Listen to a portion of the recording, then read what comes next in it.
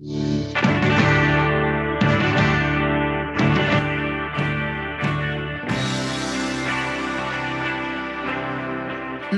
Live on Wolves TV. Listen for free online at wolves.co.uk or on the move anywhere in the world via the Wolves app.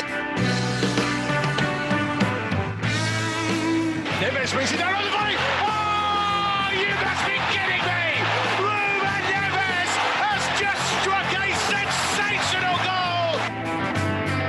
Oh, it's headed in. It's the Adnan Donker who arrives. Oh, the brilliant Belgian in the right place at the right time. Calls it all. That's unbelievable. Jean Martinho has whipped it into the far top corner. Can you believe this?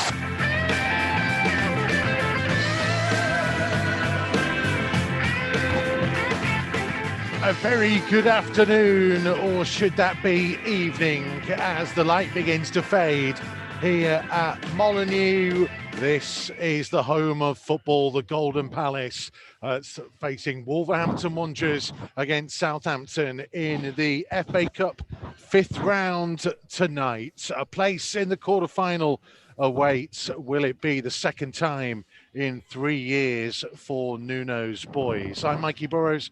Alongside me, as ever, is the Hall of Famer Andy Thompson, and also joining us from home, wearing his tremendous Old Gold Club polo shirt, is former striker Chris Iwelumo, and of course the man who played in goal for Wolves with such distinction over so many seasons, an incredible all-round good human being, the former Wolves goalkeeper and Nigeria international Ikeme is here. Oh, this is getting better. This is getting better. He's getting there.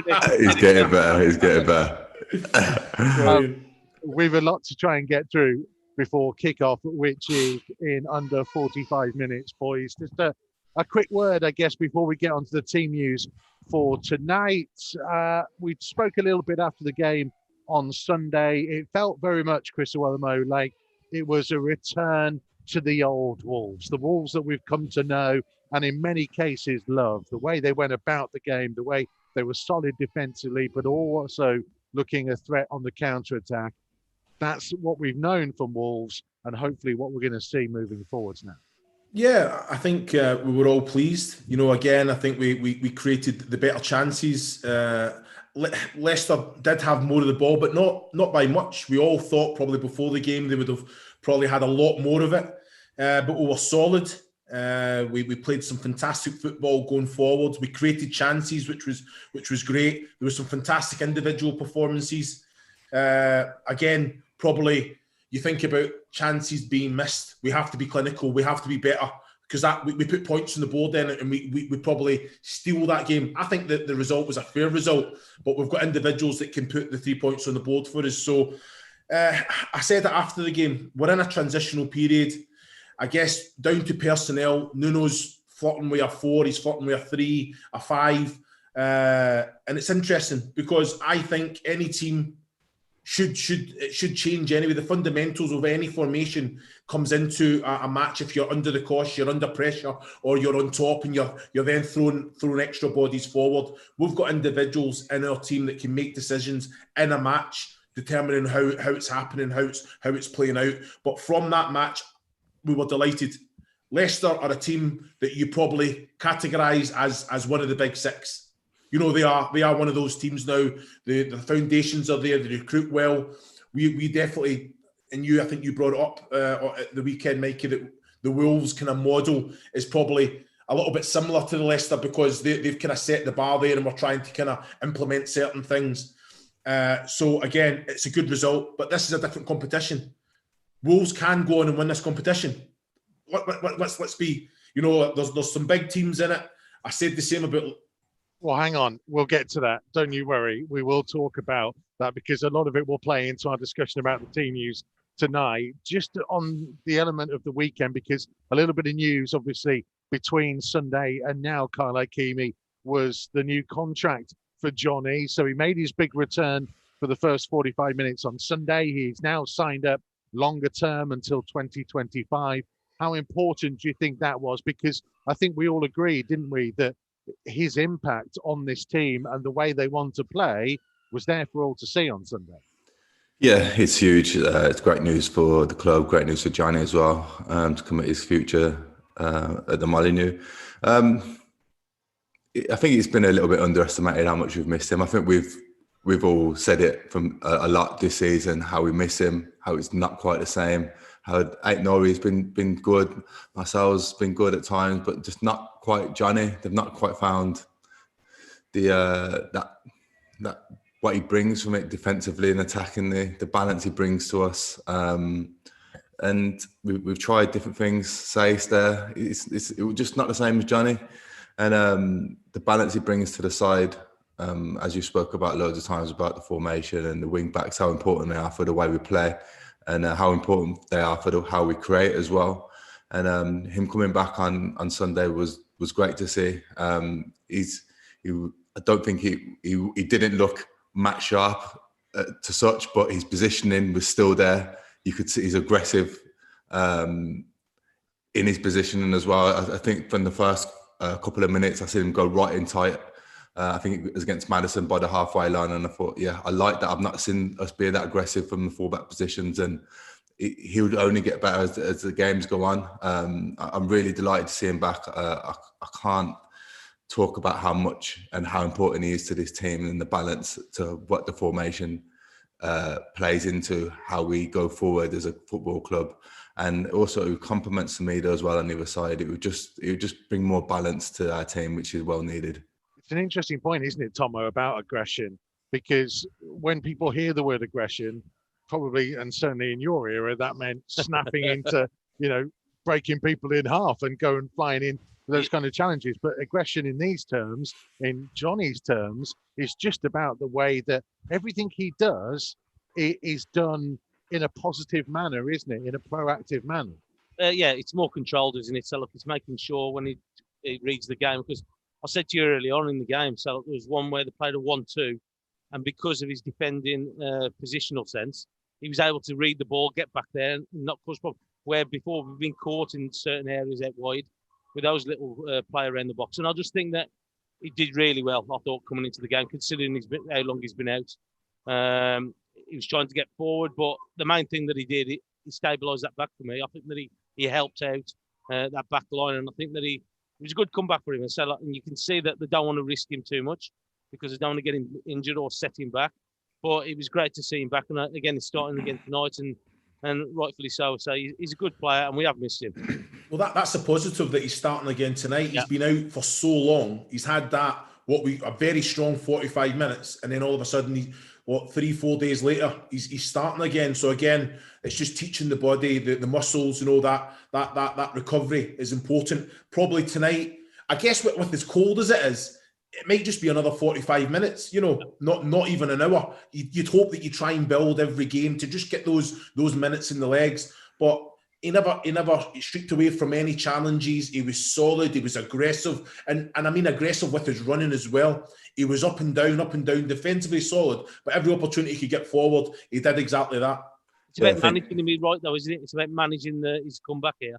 So that's it. You've got to manage him, but Wolves we're one of the best at it. Yeah, definitely. Yeah. And I think this game, although it's come thick and fast between our league games, it probably falls right for Johnny just to get, I don't know how many minutes he'll play again today, but just to get them minutes in his legs again, just to keep him going, because I know he's been training in that, but he just needs match time now to get that match sharpness, which I'm sure we get quicker than most will.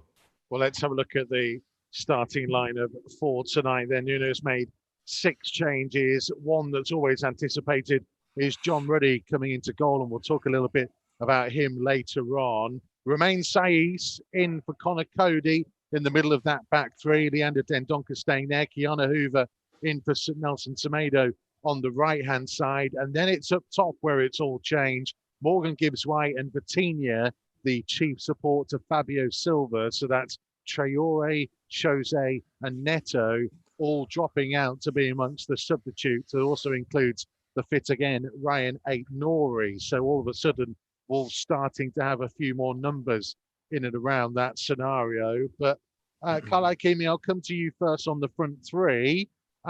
Gibbs White and Vitinha will probably, by the nature of the players they are, probably play a little bit narrower, would you imagine, than Traore and Neto would?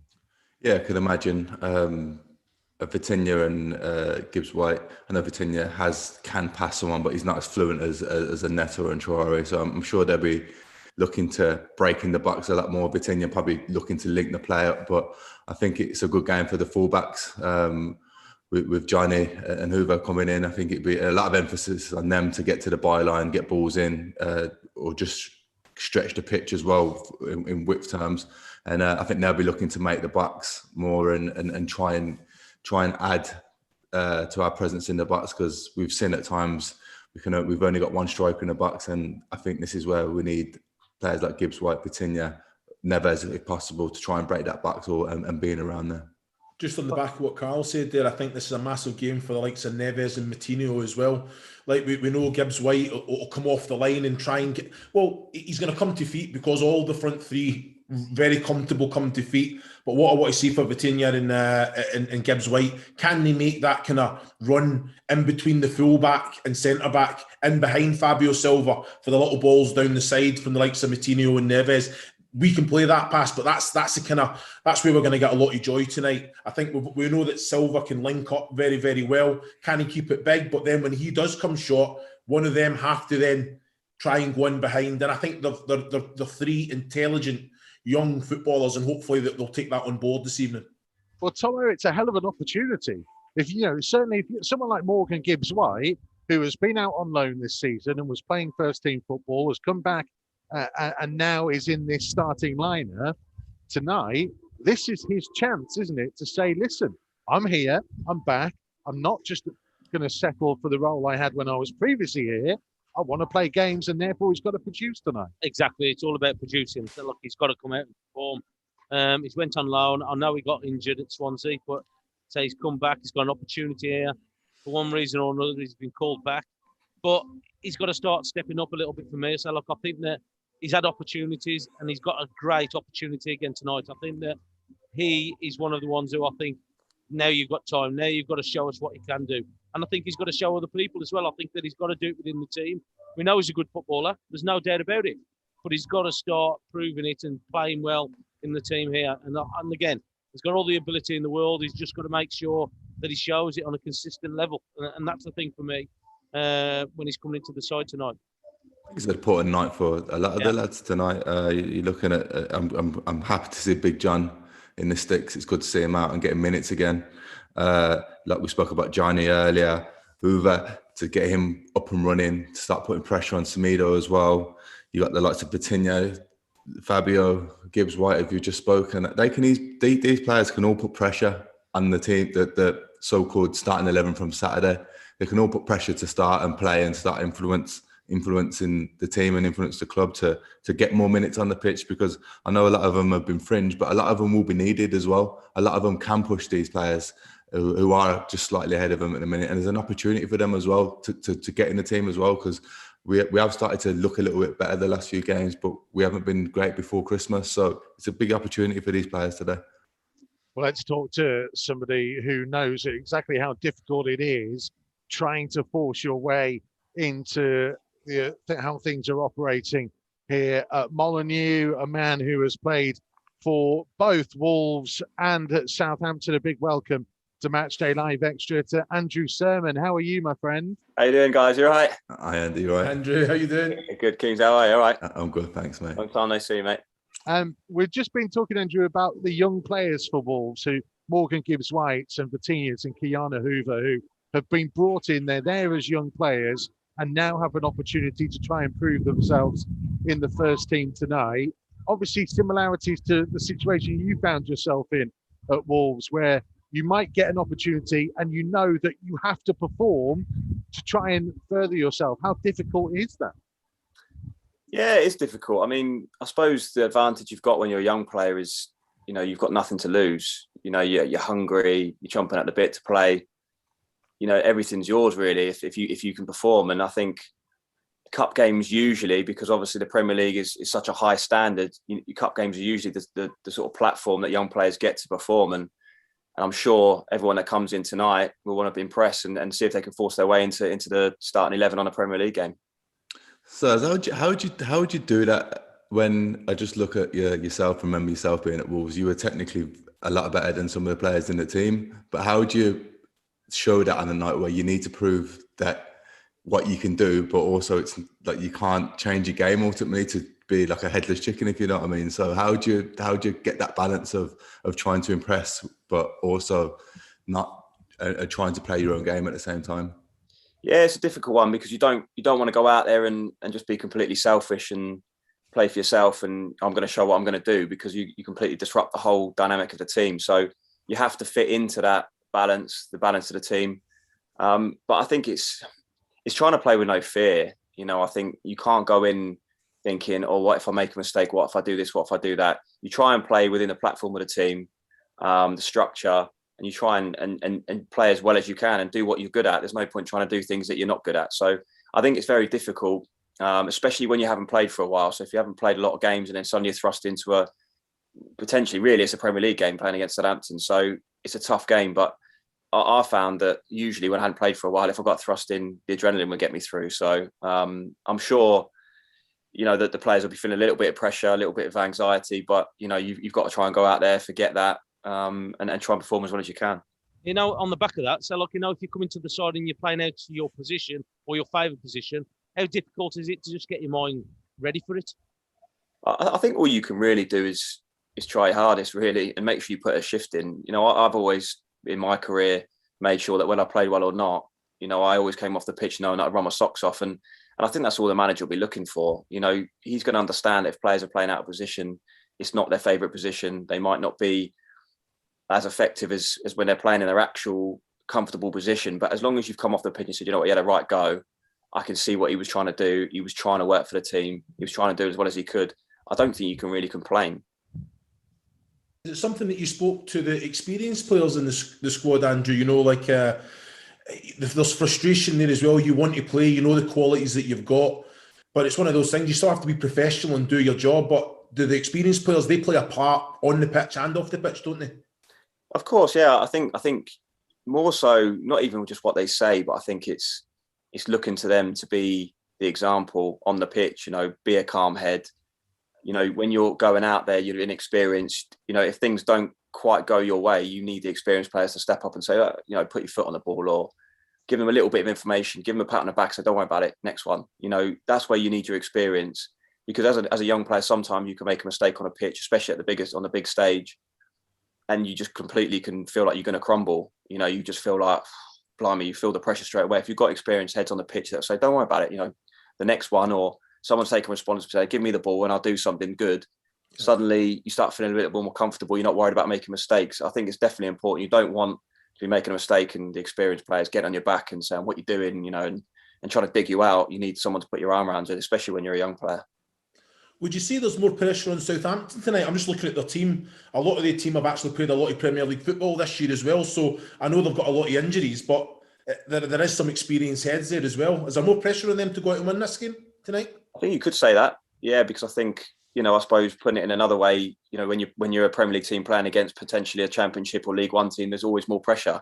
You know, the team that have got the young players that possibly look at the team and you think, well, you know, young squad, potentially not expected to win this game. If they do, it'd be a great achievement. There's less pressure on that team, you know. So I think I've seen the teams as well. I think Southampton have gone strong. I think they've had to, because obviously they're on a bad run at the moment. But I do think the way they're playing at the moment, I think Wolves have got a very good chance of winning the game, whatever team they've got out at the moment. Can we talk about that bad run for Southampton? Because to have one result where you lose 9-0 must be, you know, so soul-destroying for a team. To have two in the space of, 15, 16 months, I mean, they came back strongly the first time round. It must be, I don't know whether that gives them more confidence to come back the second time, or whether they can't quite believe it happened again. Yeah, I mean, it's a difficult. I mean, it's obviously unheard of. I mean, you got to give credit to the Southampton board for sticking with Ralph Hasenhüttl. I mean, since then, you know, that's a lesson I think for a lot of clubs. You know, if you can stick by a manager who's building something, especially when you're on the end of a bad result, you know, look what they've built. I know they're on a bad run at the moment. I'm sure they'll stick with him. which I think is the right decision, really. But I think also you've got to look at their injuries. They're a lot different team to where they were when they lost Lionel last season. They've got a lot of injuries. Obviously, they've got Ings coming back, and Walker Peters as well. He's a big player for them. So it remains to be seen. You know, they haven't recovered that well for that 9-0 loss. But, you know, there's probably no better way than going into the quarterfinals of the FA Cup tonight. Talking of big results, you actually played in the 6-0 for Southampton here at Molineux, didn't you? Yeah, I did. Yeah, I shouldn't be smiling when I say yeah, I did. But no, that was a few years ago. Yeah, that was a bit of a freak result, actually. Yeah, it was that was a strange one. I can't remember how long ago that was now, 15 years ago. But yeah, I try not to talk about that too much when I'm around the Wolves fans. Well, I don't know whether it was kind of your performance in that game that led Wolves to go out and sign you, because we know it's happened in the past. Kevin Foley played well against Wolves and Mick McCarthy was like, I want him. These kind of things can happen, but you're right. Those kind of freak results I mean, I don't know what kind of result must have happened for Chris Iwelumo to end up at Molineux. Top goal scorer season before at Charlton, mate. Don't you worry about that. How's life at the minute as well? Because you're still playing, aren't you, at MK Dons? Yeah, no, so I'm enjoying it. You know, it's a really good setup down there. Russell Martin, who I played with at Norwich, the manager, and they play some really good football. So it's definitely the right sort of club for me to be at. You know, it was been a bit of a strange couple of years, really, obviously with the whole COVID situation, which is obviously well documented, but probably the worst time to be out of contract at my age, really, in the summer. And yeah, like I say, Russ obviously phoned and said, do you want to come and play? And I've really enjoyed it. It's obviously a lot different, no fans and things like that. And obviously a bit of travelling and that. But yeah, I'm really enjoying it and just getting on. And like I say, just trying to enjoy my football at the moment. Well, Andy, talk to us about that. When no fans are in, how is it harder to get that intensity in games? It's because it's down to the player to do that themselves, isn't it? Yeah, of course. I mean, you know, it's difficult as well as a team because, you know, when you're possibly not playing well or you need to up your game or you've got the fans giving you a rocket all the time, you know, and you suddenly think you can sense you're not playing well and you need something, and then you can, you know, suddenly something good happens and it turns the whole sort of complexion of the game. So I've missed it. That's what it's all about, playing football in front of fans. And, you know, I think it's such a shame that the fans aren't there this season. But hopefully it won't be too much longer. Andrew, mate, really appreciate your time. Thank you very much for joining us, and stay safe and stay well, and best of luck for the rest of the season with MK Dons. Cheers. Great to see you guys. Andy, mate. Take it easy. Thank you, everyone. See you later. Joining us here on Matchday Live Extra, and from one guest straight to another, because if we thought we were having a former teammate of Ikeme and Chris Iwelumo, it was only fair to try and find a teammate of Andy Thompson's, and one later on in Tomo's Wolves career, because obviously, you know, it was a good 50 years or so that we could have tried to pick up. To be fair, mate, he's older than me, so like, you careful. Don't upset him. Hang on, he can hear you now. So a big welcome to Matchday Live Extra to Mike Stowell, who we've just had introduced, with Tomo claiming that you're older than him, Mike Stowell. Yeah, I might be older in age, but not in looks. I don't know about that, mate. Hold on a minute. Hey. Mike, thank you for joining us. We really appreciate your time. We want to get to some of your FA Cup experiences with Wolves in just a second, but Ikeme's here as well, and we were having a little chat earlier about John Ruddy, and he's into the team tonight. How difficult is that as a backup goalkeeper to you know that you're getting these chances in the cup, and you just have to be ready to go, don't you? Yeah, of course you do. And I wouldn't say it's difficult. It might be a challenge, slightly more challenge, only because you're not playing regular football. And as in any ball sports, if you keep your eye in and your consistency. But John's an experienced keeper. He knows what it's all about. He knows how, what suits him. It's about coming in and doing a job for the team. And the only frustrating thing is for any second team keeper who knows there's a number one, is that you want that run in the cup because you want to be able to play as many games as you can. Because Ikeme, you've been in that situation. Cheers, mate. Thanks for reminding me. It's like Stowley said, you're always training hard, and if you're with Stowley, you train extra hard because he does push you to the limit. But it's you always keep your eye, and you're always training hard. You train more when you're on the bench as well. You're always doing extra shooting, extra sessions, and that. So he'll be sharp. His eye will definitely be in it. I think it's just sometimes the decisions that you make in training are different to the decisions you have to make in the game.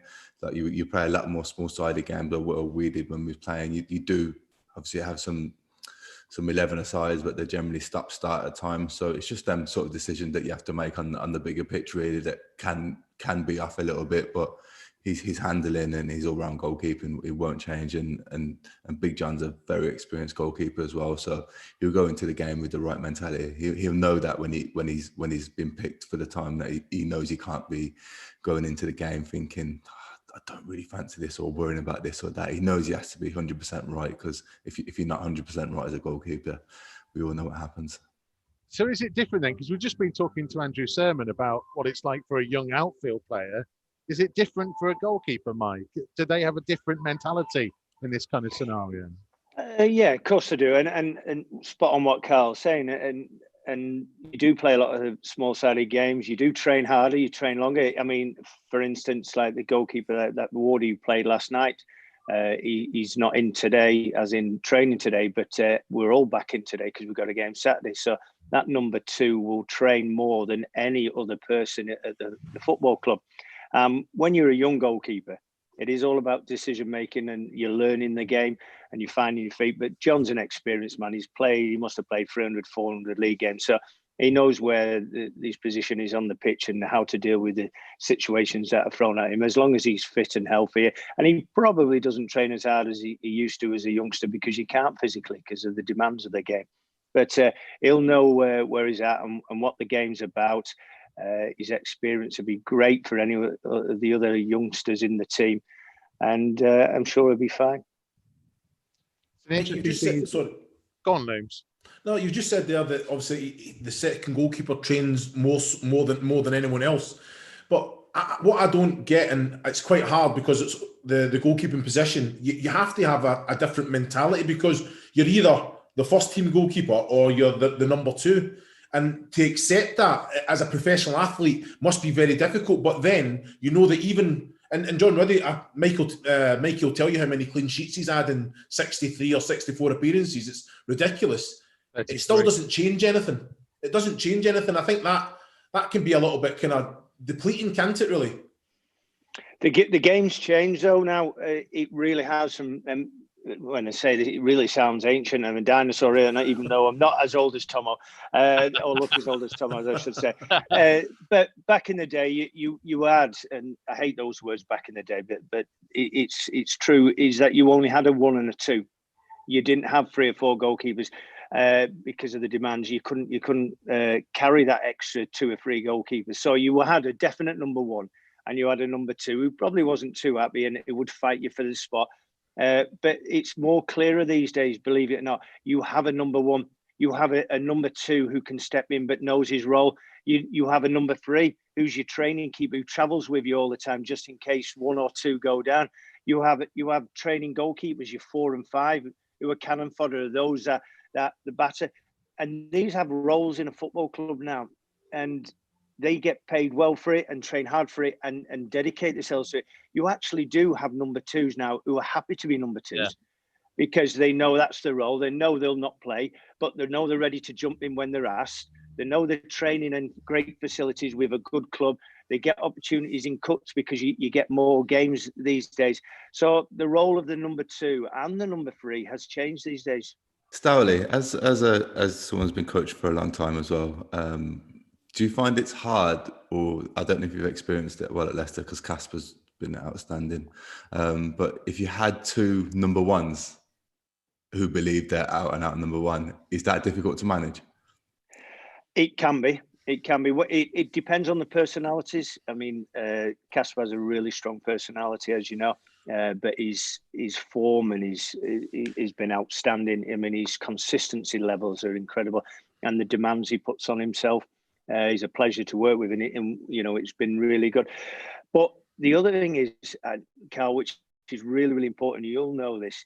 You need that group, and it's not about placating anyone or keeping in just one happy the other, because you have different types of goalkeepers.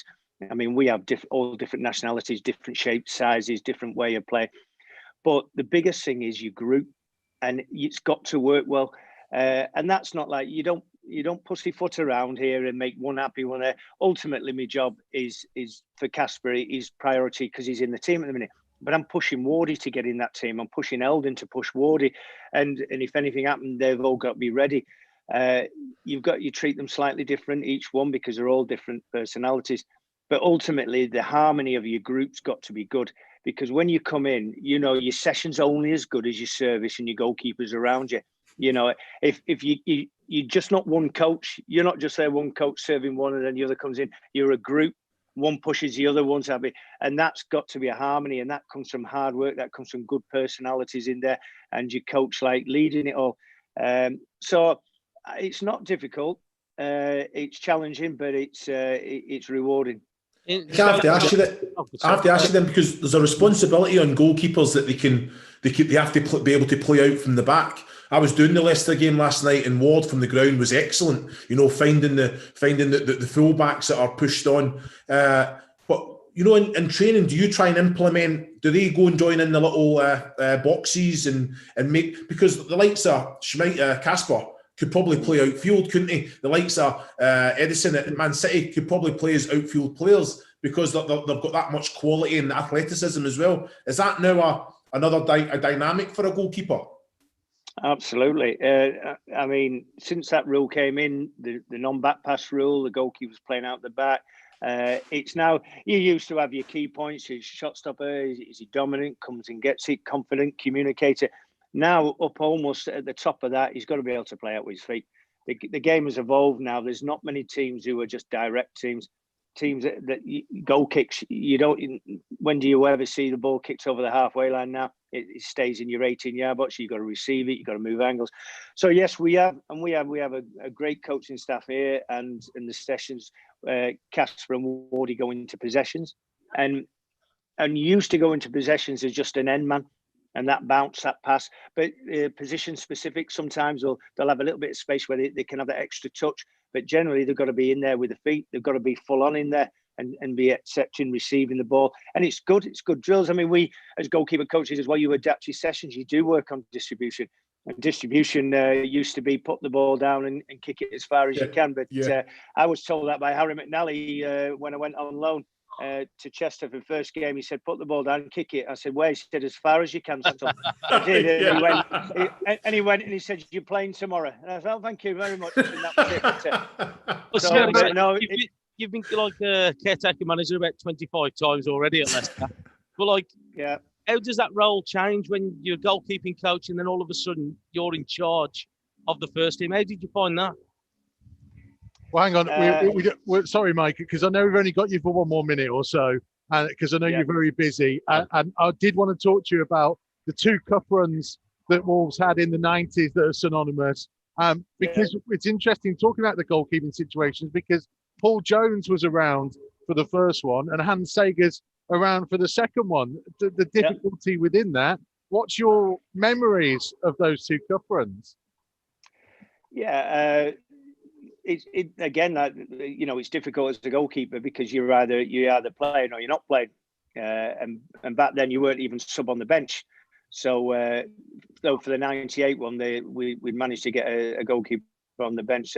But the early ones, Jonah, he done well, got into the team and through injury for me, and he had an unbelievable game against Sheffield Wednesday. Remember saving the penalties, and it's frustrating from the side, and like I say, even more frustrating when you're not even on the bench. Believe it or not, you feel less part of it then. So a frustrating time. But I think I played in 6 or 7 quarterfinals and hadn't won in any of them. I mean, we'd gone in a quarterfinal replay against Palace, I think, if you all remember, in one game, and then where I think 3 goals went in from 35 yards, and they're all in the stanchion. But you're still questions are asked. But going back to the '98 one, when we got to the semi-final, I remember we'd played Wimbledon at home, we'd drawn with them away, played them at home, and I remember it was a last minute it was 1-1, and I caught a through ball and I shelled it. The old-fashioned one, though, not any of this sidewinder stuff and precise. I just basically hoofed it as hard as I could. And I think Mark McGee was waving his arms about to settle it down, and it gone over the back. And I think Dougie Freeman ran over onto the end of it and smashed it in. We won 2-1.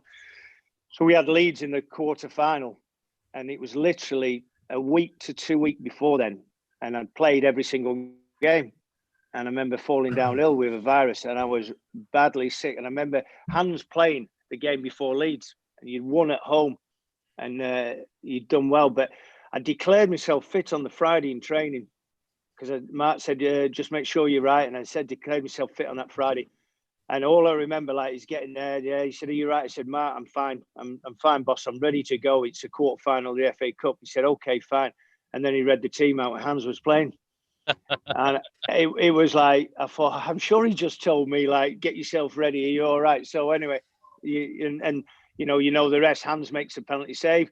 It's a good penalty save. We get to the semi-final, and he sticks with the same team. And it's like, you think, Christ almighty, I played every single round and every game, and you get up to there, you miss one through illness, and you're out. And that is what it was. That is a hardship for a goalkeeper at that time, because generally the man that comes in, if he plays well, he has a shirt. That's it. There's no rotation back then. So it was a shame to go out to Arsenal in the semi, because it would have been a dream to get into Wembley. But it's I've had more memorable cup runs for myself personally. But yeah. So I'm glad you picked the two out that I never played. He's really good at that, like. Well, the thing is, I guess the final point I wanted to make was, obviously, we talk about playing out from the back. Of course, you couldn't really in your time, because you only had Tomo as an option there. So it was far better to get it up downfield. Aerial, mate. Put it in the air. Yeah, all the best. Yeah, you know what I mean? Christ almighty. Hey, I tell you what, you just didn't play out then, was it? It was like our playing out from the back was hoof it up to Bully, flick it on, or Mucci and flick it on and run down the channel. That was it. So, and it worked so well as well. So why change it? Mike, really appreciate your time. I know you're really busy preparing for the weekend. Thank you for joining us tonight. You're welcome. Good luck tonight. Cheers. Thank you. Cheers, mate. Thank you, mate. We'll see you in the quarterfinals. Hopefully, mate. Mike Stowell joining us here on Matchday Live Extra. He was a good goalkeeper, wasn't he, Tomo? Yeah, he was. So, look, he was reliable. I've played years with him, and so, like, you could always rely on him. Say, good shot stopper as well. So, like, he had everything. So, like, he come in here as a young lad, and he made the number one spot his own, and rightfully so. He was a very consistent performer when he played. I played for him for a number of years. And so he was a good player. For some reason, they are playing the music so loud. I know. Here at Molineux. Come on. So I'm just going to leave Chris Iwelumo and Carl Ikeme 30 seconds each. What are your thoughts on tonight? Who are the key people to look out for? Starting with Looms. 30 seconds, Looms. All right. Key people for me tonight, I think it's the centre, Martino and Neves. Like I said, if they can get on the ball, dominate for us, create for us, give the service to the wide men, and then we've got the front three. If they get the right service, I think there's goals there. Key men for me are Johnny coming back, of course. Hopefully he has another successful 41 minutes or however long he plays. And Vitinha and Gibbs-White, I think it's vital that they get involved in the game and make us tick, because I think without that, we might find it hard. Score predictions, boys? 2-1 Wolves. 2-0 Wolves. 2-1 Wolves. Okay. You should have just said 1-0, Tom, or then he's struggling, isn't he? What's going on, man? Oh! Well, listen, who knows? Just hopefully they can get through and keep this FA Cup journey going this season. Thank you, boys. More from Carl Ikeme and Chris Iwelumo at half-time. More from Tomo to come as well. And hopefully an entertaining FA Cup tie here at Molineux when this music stops. We'll see you in a couple of minutes. Don't go anywhere.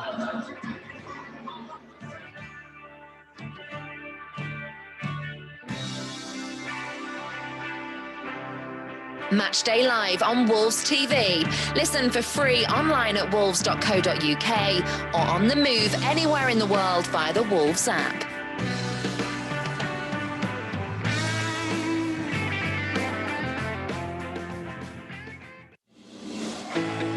Join the pack. Become a 2021 member online today.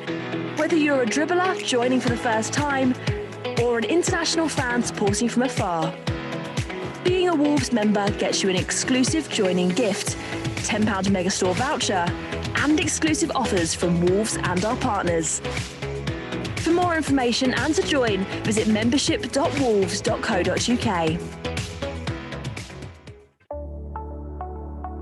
Wolves Lottery is committed to helping Wolverhampton and the local community improve, whilst giving fans the chance to win some fantastic money-can't-buy prizes, excellent Wolves experiences, as well as £1,800 given away every week.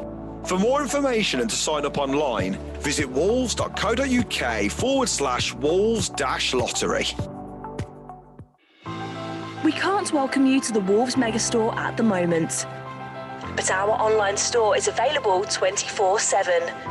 Visit shop.wolves.co.uk for huge savings on replica kits, training wear, and exclusive Wolves clothing ranges. Wolves TV, the home of live uninterrupted radio commentary of every single Wolves game. Here it is! Oh, you beauty! But that's not all. Wolves TV also brings you extended and alternative match highlights, interviews with the team, behind-the-scenes features and training coverage, plus see every goal Wolves score from every angle. The volley over the goal! That is simply stunning! So check out Wolves TV online at wolves.co.uk or on the move via the Wolves app.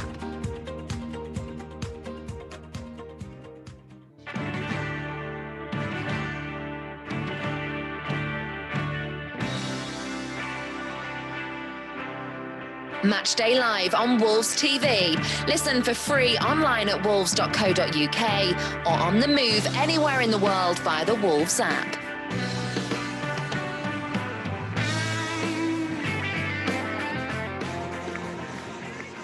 The FA Cup fifth round, only the fifth time the Old Gold have got this far in the last 20 years, though it is the second time in 3 seasons. Having got to the semis in 2019 and the Europa League quarter-finals last term, Wolves have shown themselves to be formidable in knockout football. Nuno's team were unbeaten in their last 2 in the Premier League. Southampton have lost 5 in a row, including that 9-0 thumping at Man United, the second 9-goal thrashing in 15 months.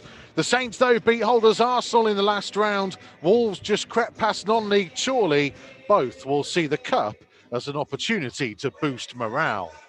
Well, with these two facing each other again in the Premier League on Sunday, Nuno has made 6 changes from the side that started against Leicester last time out. John Ruddy comes back in goal.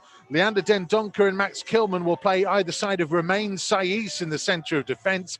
Kiana Hoover is in on the right-hand side. Johnny continues his comeback on the left. Ruben Neves and Jean Matinha make up the central 2 in midfield, with Morgan Gibbs-White and Vitinha supporting Fabio Silva up top. Southampton have made a couple of changes as well, but still pretty strong. Fraser Forster is in goal. Kyle Walker-Peters, Jan Bednarek, Mohamed Salisu and Ryan Bertrand, their back 4. Stuart Armstrong, James Ward-Prowse, Oriol Romeu and Moussa Djenepo across the midfield. Nathan Redmond supporting Danny Ings up top. Well, there have been some famous FA Cup nights here at Molineux down the years. We are hoping tonight will be another. Yeah, you're just hoping that it's going to be a good result for Wolves to sell. And now they've made 6 changes, but it's going to be important. I think they're just on the back of the good results that they've had, and making sure they try and get a good performance out of it. It'd be nice if Silva gets his name on the score sheet, but it's nice to see Johnny back, isn't it? So look, it's always nice to see players coming back from long-term injuries. So Wolves in gold shirts with the black sleeves, black shorts and gold socks against Southampton, all in white. It was 1-1 when these two met here earlier this season. It's an awful lot colder than it was on that occasion.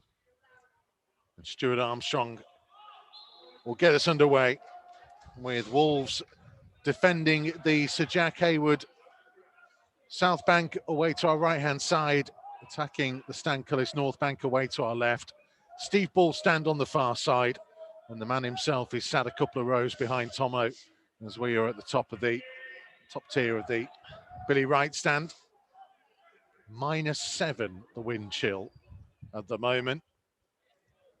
Let's hope the action gets everybody heated up. Yeah, let's hope so. So look, again, we spoke about players going out there this evening and putting on a performance.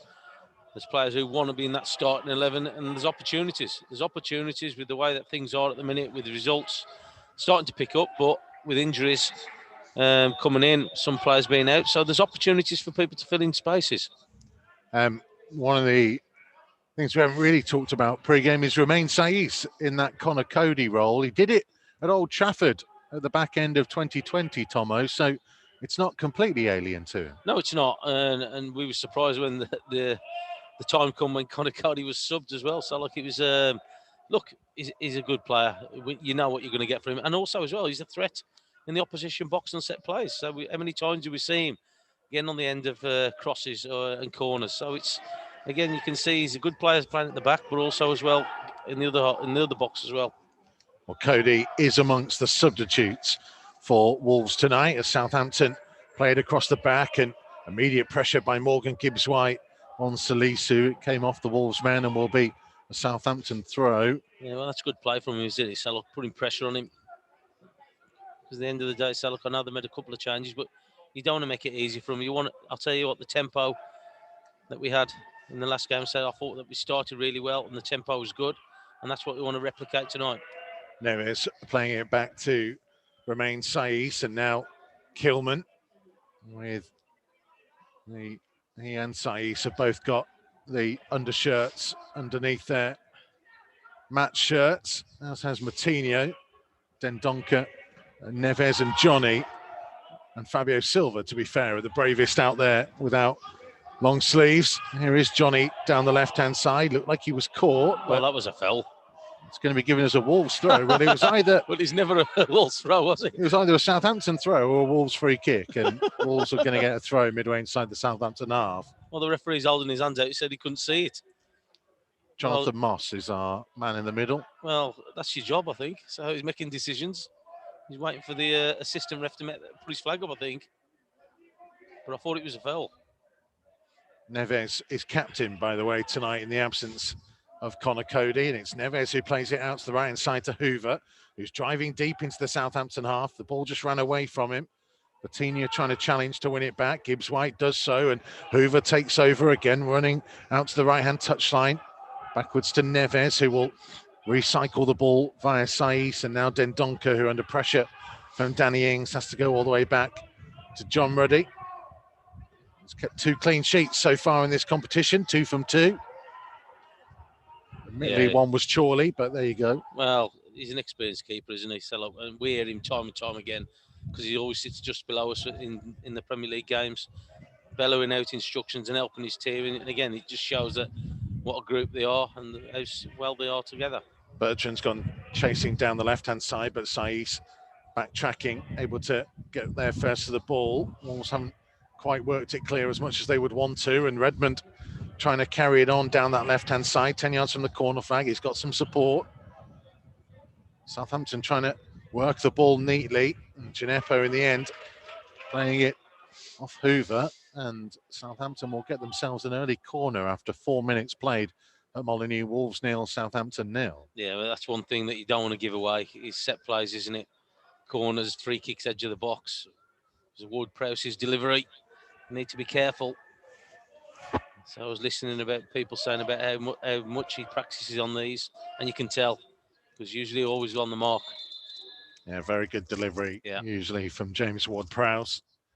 As Jonathan Moss has spotted something in the 6-yard box that he doesn't like, and there's a whole host of players in there.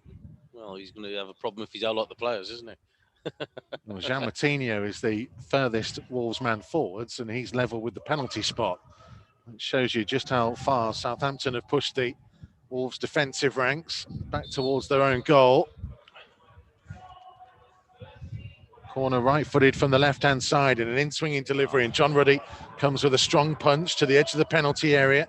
Gineppo will try and put it back into the danger zone, and Neves was there at the near post to turn it behind for another Southampton corner. Yeah, it was good goalkeeping from John Ruddy, wasn't it? So like a group of players just coming above them, just punching it. Unfortunately, just couldn't get on it because of the amount of players in there. But that's what you want from the keeper. If he can come and try and get something on it, it makes life a lot easier for them. Corner again, right-footed from that left-hand side. And again, Moutinho is the most advanced Wolves man as it goes into the near post. Hoover's header. Oh, it was a missed kick on the edge of the penalty area. Armstrong trying to strike it, big deflection. And the ball will rebound out for another Southampton corner, and this time over on the right-hand side. Wolves did just enough there to get their bodies in the way. And I think it was Bertrand, wasn't it? It swung at it on the edge of the box, I think it was. Yeah, Hoover's attempted clearing header. Didn't really have much distance on it. Yeah, he had a good swing at it, didn't he? Maybe Moutinho, who made the eventual block. Here's Redmond again trying to pull it forwards, and John Ruddy has spilt it, and the ball is just about held up before it could get over the line as Ruddy desperately turned and dived down onto the loose ball. Southampton took their corner quickly and tried to manoeuvre it into the danger area. I'm going to say that's very unlike Wolves just to be caught out with a short corner. Outnumbered 2 against 1 out on this right-hand side for Southampton. Well, thankfully, Armstrong didn't really catch his effort on goal sharply. Yeah, I think it's hit him with his hands, Ruddy. Danny Ings, wasn't it? In front of John Ruddy, who made amends at the second time of asking. There's Kilman for Wolves, trying to knock it high up early towards Vitinha. One in the air by Bednarek. It's a bit of a mismatch in terms of height. Yeah, he needed the ball played to his feet there, didn't he? He had enough space there, Kilman, to play it into his feet. Just did a little bit too high, didn't he? Didn't really give him a chance. Bertrand over halfway. Back to Gineppo. In field for Salisu. Now Bednarek. He's just to the right of the centre circle. Playing it out to the right-hand touchline to Armstrong. Infield to Redmond. Redmond holding off Johnny. Armstrong with a quick footwork, but closed down sharply by Kilman. Vitinha finding Johnny. Moutinho has ended up flicking the ball out of play. Yeah, if I remember from the league game when they played here, the 1-1, Southampton started off like a house on fire, didn't they? Really sharp passing. They faded towards the latter stage of the game, but again, they've started pretty quick here again. Kilman into challenge. Redmond trying to get on the wrong side of Johnny, and he'll lift his cross high to the far post. Hoover's header out of the penalty area. Romeo just nodding it down to his left-hand side to Bertrand. Gineppo with a little flick. Bertrand trying to get the cross. It took a deflection, and Kilman is there to head it away from the edge of his own 6-yard box. Danny Ings with a clever touch, and across came Saiz with a really important interception. Conceded another corner, but for a moment, it looked like Danny Ings was about to fire it towards John Ruddy's goal. Well, brilliant bit of skill, wasn't he? By Ings, a little flick. I think it was over Dendoncker. He was just about to pull the trigger, wasn't he? But a great tackle from Saiz. Great tackle. And that's what he's there for, to read it. And they did a good job there. Another Southampton corner, right-footed from the left-hand side. Ward-Prowse to try and whip it into the danger zone. One at the near post by Hoover. Armstrong will pick up on it on the right-hand side for Southampton, and again, looking to cross deep. Again, it's Hoover who heads to the edge of the box, and Gineppo has a rather wild swing at the ball, and it goes high over the bar. We've played just about 9 minutes so far, and it's been Southampton on the attack for a long old part of it. Well, they have. So, like, they've tried to the high press, haven't they? You can just see in the way they're set up, the high press from them. Ings and Redmond, so look there. So they just need to make sure that they get it right. So just make sure they keep possession of the ball, see if they can advance a little bit higher. I'm just looking down here. Johnny's level with us, and it's a goal kick. So it shows you the confidence what they've got in that back line. Kick out towards Johnny was over the top of him. So it will be a Southampton throw just over the halfway line. Flick on by Ings. Kilman to nod the ball down to Dendoncker. Back to Ruddy, who puts his left foot through it. Yeah, need to get hold of it at the minute, don't we? Seems to overhit everything at the minute, to just giving them no chance at all to get on the ball. Neves trying to lift it forwards. Gibbs White giving chase. Salisu turning and hooking the ball back towards the halfway line. Hoover is Neves with a header backwards to Dendoncker. Infield to Moutinho. Now for Kilman, out to the left-hand side on halfway to Johnny. Infield to Vitinha, back wide to Johnny, who looks to try and carry it deeper into the Southampton half. Attempted ball infield, blocked off by Salisu. Vitinha beaten to the loose ball by Armstrong. Romeo for Salisu, and look at Gibbs White going flying in to close down, but Southampton just managed to work it clear. Yeah, so he was unlucky there. He's just probably half a yard just short on getting it, wasn't he? It was a decent press from him. There's Bednarek to the right-hand side to Armstrong. Now for Jan Bednarek again. Salisu to find Bertrand on the left, looking to knock it early for the run of Danny Ings. Headed by Saiz, drops to Redmond on the edge of the D, on to Ings again, and Saiz did just enough as Ings was trying to strike it early with the ball coming across his body. Oh, it's got to stick. It's got to stick. Coutinho missed control, but Moutinho has stepped in and won it back and carries it over the halfway line to the left-hand side for Fabio Silva down the touchline. And it comes off Bednarek, a Wolves throw. Yeah, if you're under pressure as a defence and as a team, one thing that when you do play the ball up and it's a good ball, it's got to stick up there. You can't afford to. There was lucky there that Moutinho read it and was able to just steal it back, but they've got to do better by just making it stay up there. Just allows them just to get up the field a little bit. Johnny will take the throw. He's got Vitinha just in field. Fabio Silva down the line. Gibbs White further down the line. It goes to Fabio Silva. The flick in field took a little deflection that went over the head of Vitinha. Redmond carrying it forwards, but João Moutinho did really well to firstly to stick with him and then to step across and get possession back. Yeah, he did really well. Use his experience there because Redmond's going to be quicker than him. But he's just given it a few little nudges, just got his foot there and just read it really well. And was able just to keep the ball and get back to a Wolves player. Saiz to Dendoncker. Midway inside his own half. Back to Saiz, evading the challenge of Ings and whipping the ball round in for Kilman. He can carry it up towards halfway. Infield to João Moutinho. Now Ruben Neves. A lot of energy about those two. A good ball by Neves to Gibbs White, who flicks it out to Hoover on the right-hand side. And Gibbs White's continued his run and he'll slide to get his cross in. Oh. It's cleared away at the near post and Armstrong from the edge of the penalty area. Just hooking it clear over the halfway line. Well, that was a shame that Moutinho just was another 5 yards on the edge of that box, wasn't it? So, look, he could have been having a shot there. Johnny back to Kilman. Infield to Ruben Neves. Turning and hitting a delightful ball out to the right-hand side to Hoover, who was a long way downfield. And Hoover with an early one in towards Fabio Silva. Bednarek got a cross in front of him. And the header will go comfortably back to the goalkeeper. What a pass by Ruben Neves. Yeah, but it was a great pass by Neves, but what a great ball in from Hoover as well. I thought the ball was done. He had one touch and put it into the area. Just unfortunate Silva couldn't get on the end of it, but that's what you got to do. Great little spot. Early pass.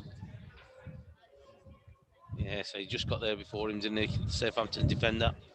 But again, that's good down that right-hand side from Hoover. But as you're touching on there, Neves, again, his range of passing on the mark. Yeah, super ball. Yeah. They've got Wolves moving. And Salisu. Down to that left-hand side for Bertrand. Back in field toward Prowse. Bertrand will carry it forwards again. In towards Redmond. Thought about going to Gineppo. Instead goes backwards toward Prowse. There's a 1-2 with Romeo. Back into his own half for Salisu. And now Bednarek with a long diagonal ball that Kiana Hoover can head comfortably back to John Ruddy. Yeah, good defending from the young lad there. So just read it well, just backed off and just comfortable just to cushion it back to his goalkeeper. Coutinho for Dendoncker to Saiz, just left-hand side of the penalty area. Launched up towards halfway, too high for Fabio Silva, who was trying to get a piggyback from Jan Bednarek for a moment. Yeah, I'm just watching Moutinho there, and he's telling Saiz to play it to him on his chest. He was free and available. Again, so look, you can't just keep hitting the long balls up to there. They're just going to win absolutely everything. Two centre halves, Southampton. Ward-Prowse infield to Salisu, base of the centre circle, to his right-hand side to Bednarek. Been closed down by João Moutinho, and he didn't fancy anything of that. Went back to the keeper, Forster. Romeu, Bednarek again. Now with a long one, as Ings is chasing, and John Ruddy has come out and chested the ball down towards Kilman, who can head it back to Ruddy, who will wait for it to roll into the penalty area and pick it up. Oh, good experience that, isn't it? Calm there as well. Come out initially, just chested it down to Kilman. But then he had the know-how just to back off a little bit and just get into his box because Kilman had headed it. Bednarek right over the top of João Moutinho. Wolves play on here with Gibbs White inside the centre circle. Moutinho is still on the floor and holding his head, and eventually Kilman will put it out of play. So you get a little bit of treatment to João Moutinho. Bednarek coming right the way over him, didn't he? Just come thundering through him. And he's holding in the back of his head. Again, it's a little bit of a height mismatch, but yeah, he's got his elbow in him. He's got it, well, not elbowing him, but he's got his forearm on the back of his neck, hasn't he? Yeah, kind of just led with the arm, didn't he, rather than an actual elbow. Yeah, well, but a sore one nonetheless. Yeah, and with the size of him as well, coming through the back of there, so it's going to hurt. You can always get in contact with this. Use the hashtag WolvesLive. Grumpy Wolf saying, great to hear from Mike Stowell before the game. David Roll going for a 2-1 Wolves win. Enjoying the warmth of his home in Gallatin, Missouri, with minus 14 degrees Celsius temperature outside and about 8 inches of snow on the ground. Wind chill is minus 25. Oh, I've seen that someplace, was it? So I bet that up in Scotland, isn't it? Minus 20 or something. Well, there is still snow on top of the dugouts here at Molineux. Have you been writing on the top of it? Well, somebody has written on top of the one where the fourth official goes with a WWFC, and what I'm going to suggest is a pair of eyes. Okay. And we'll leave it there. Yeah. Kick out by Forster. Neves challenged, and Romeu, I think, caught hold of Ruben Neves, who stayed down in the meantime. Southampton trying to hit on the counter-attack with Armstrong racing through the middle of the Wolves' half. Options either side, one of which is Redmond. It'll come back to Armstrong just inside the box onto his left foot, striking. Great block. And a superb block by Max Kilman, who stayed with him and managed to throw his body in the way at the expense of yet another Southampton corner. Yeah, well, Neves is just getting up to his feet. So like he's just jogging back into his own half there, but yeah, did really well there, didn't he? Throwing himself at it because he thought he was just getting outnumbered there, just going to break for him, but it's good play again. Threw himself in front of it, Kilman. Good block. Another corner then, right-footed from the left-hand side. Everybody back to defend this, and they won't be needed as it's too high and over the top of everyone. Well, that's a rarity, isn't it? That's a rarity. Overhit corner from Ward-Prowse. Southampton's 5th of the game so far in 18.5 minutes. Wolves yet to have an effort on goal of any type, on or off target. Southampton have been dominating the possession as well. Here's Kilman to Johnny, down the line for Vitinha. Trying to show quick footwork. Johnny manages to find Fabio Silva, who pass went straight to Walker-Peters. That is an element whereby Wolves' front three don't have the out-and-out express pace that would normally be there with Traore and Neto, and not really the physical presence of Willian Jose either. No, that's where they've got to be clever, and they got to create something. Touching on there, they haven't got the pace of the names that you mentioned, and they haven't got the body strength either. But that's where they've got to try and use a limited experience that they've got to their help. But so like it's not working at the minute. Oh, Johnny. Got a toe to the ball, but it came off Vitinha. Yeah, you could see his frustration, couldn't you? His hands in the air because he'd done really well. Again, just snapping at the bit there. Redmond turning away from Moutinho. People question whether there's a barber inside some of these football clubs. Some of these Wolves players have got some sharp haircuts. The main say he says had it all shaved off. Well, that's easy enough to do, though, isn't it? Armstrong with a crossfield ball. Walker-Peters back towards the edge of the area. Gineppo arriving. Shot took a bit of a deflection. And John Ruddy able to palm it down and grab hold of it at the second attempt. I think it was Vitinha tracking back there with Gineppo, who eventually the ball will be held up because Vitinha is still down inside the penalty area. I think that's a let-off, mate. I think he's a let-off. He's fortunate that he actually, the Southampton player hit it into the ground. Never really caught it, did he? Yeah, Vitinha's just chucking back, isn't he?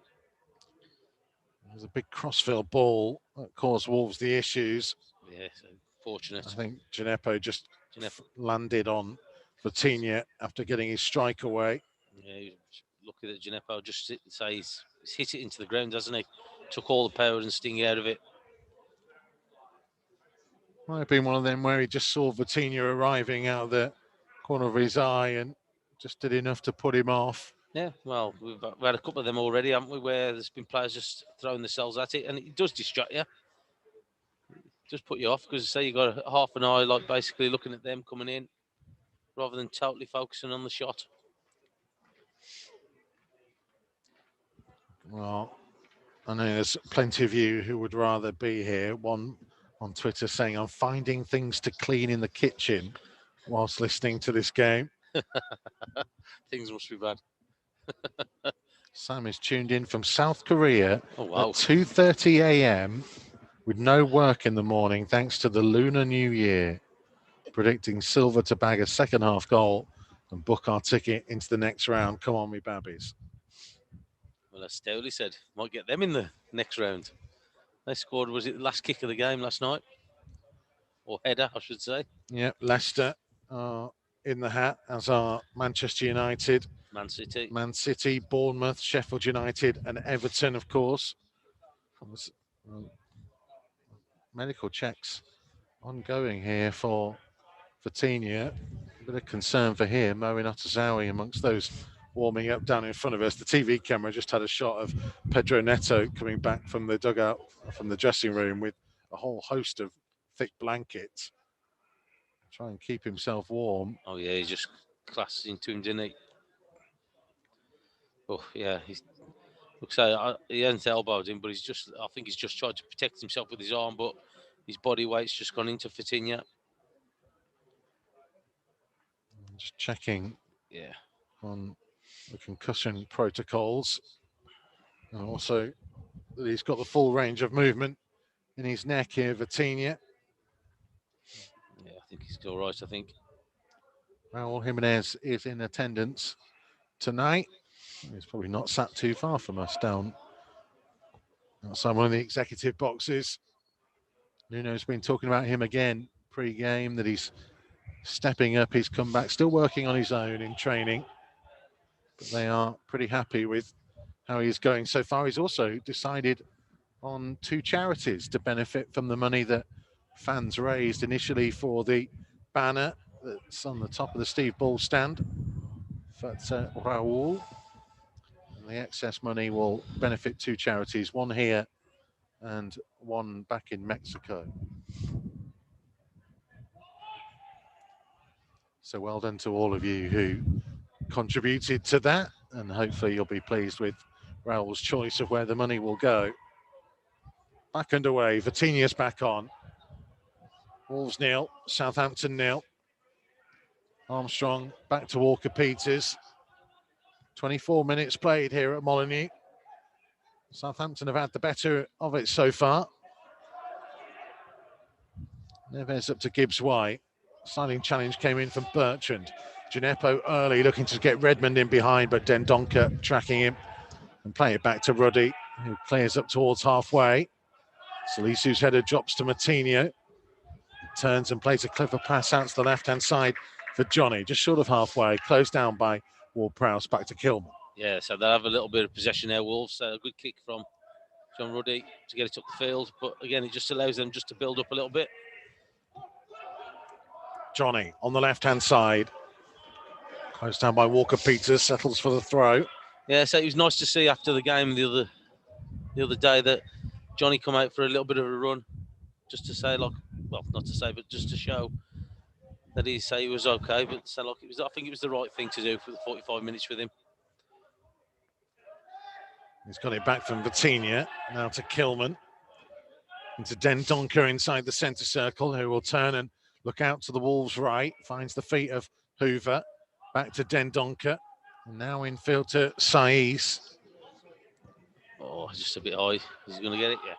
Johnny will cushion headed down for Matinho, although the offside flag is up against Johnny. Yeah, you can see that Southampton are pressing and they're trying to stop that ball, or that little ball into midfield. And I think it's Matinho who's done it a couple of times where he has come and showed himself where he can pick him out. I think that he was aiming for him. He just got a little bit too much on it, I think. So but that's where they've got to look at. If they're going to stop the press from Southampton, they need help from the midfield area to pick that pass. I wonder, Tomo, how much the element for Southampton that they know that Wolves don't have the speed to go in behind them, so they can push up and press a little bit more. Yeah, well, they're not a threat to them, are they? So look, at the moment, because the ball's going up to the front lads and it's coming back at the minute. Physically, they're a lot stronger than them, and they can dominate. And they're not, as you said, touch on there, they haven't got no fear of that pace running behind them. Matinho trying to find Johnny. Got a touch of the ball, but he will go out of play for Southampton throw in front of Nuno's technical area. We have played 26 and a half minutes at Molineux. Wolves 0, Southampton 0. The breeze, in theory, is behind Wolves, although looking at the flags on top of the steep ball, there's a few in all sorts of directions. Gibbs White's found the right direction to try and release Fabio Silva, and across came Salisu and concedes a throw deep inside the Southampton half. No, there's better ball from Gibbs White. At least he's given him an opportunity to chase it down. And they've ended up getting the throw in that top third. This is where now there's got to be a little bit more creative in that top third. Just try and keep the ball, create something, open it up. Johnny tackled by Armstrong. Walker-Peters for Ward-Prowse, and now Armstrong again on the right side. Matinho pokes his foot through Armstrong's legs and puts the ball out of play for a Southampton throw. Yeah, so just trying to restrict the possession going down this line. Still in their own half at the moment, Southampton. They can pinch it here, so good opportunity to try and get some kind of effort at goal. Haven't really tested Foster yet, or Forster yet. You can hear that wind picking up. There's Bertrand over the halfway line down the Southampton left, tracked by Gibbs White, goes infield to Romeu. Now Ward-Prowse turning and playing it low across the centre circle for Bednarek, out to the feet of Walker-Peters. Back to Bednarek, good 15 yards inside his own half. Now finding Romeu, just over halfway to Armstrong.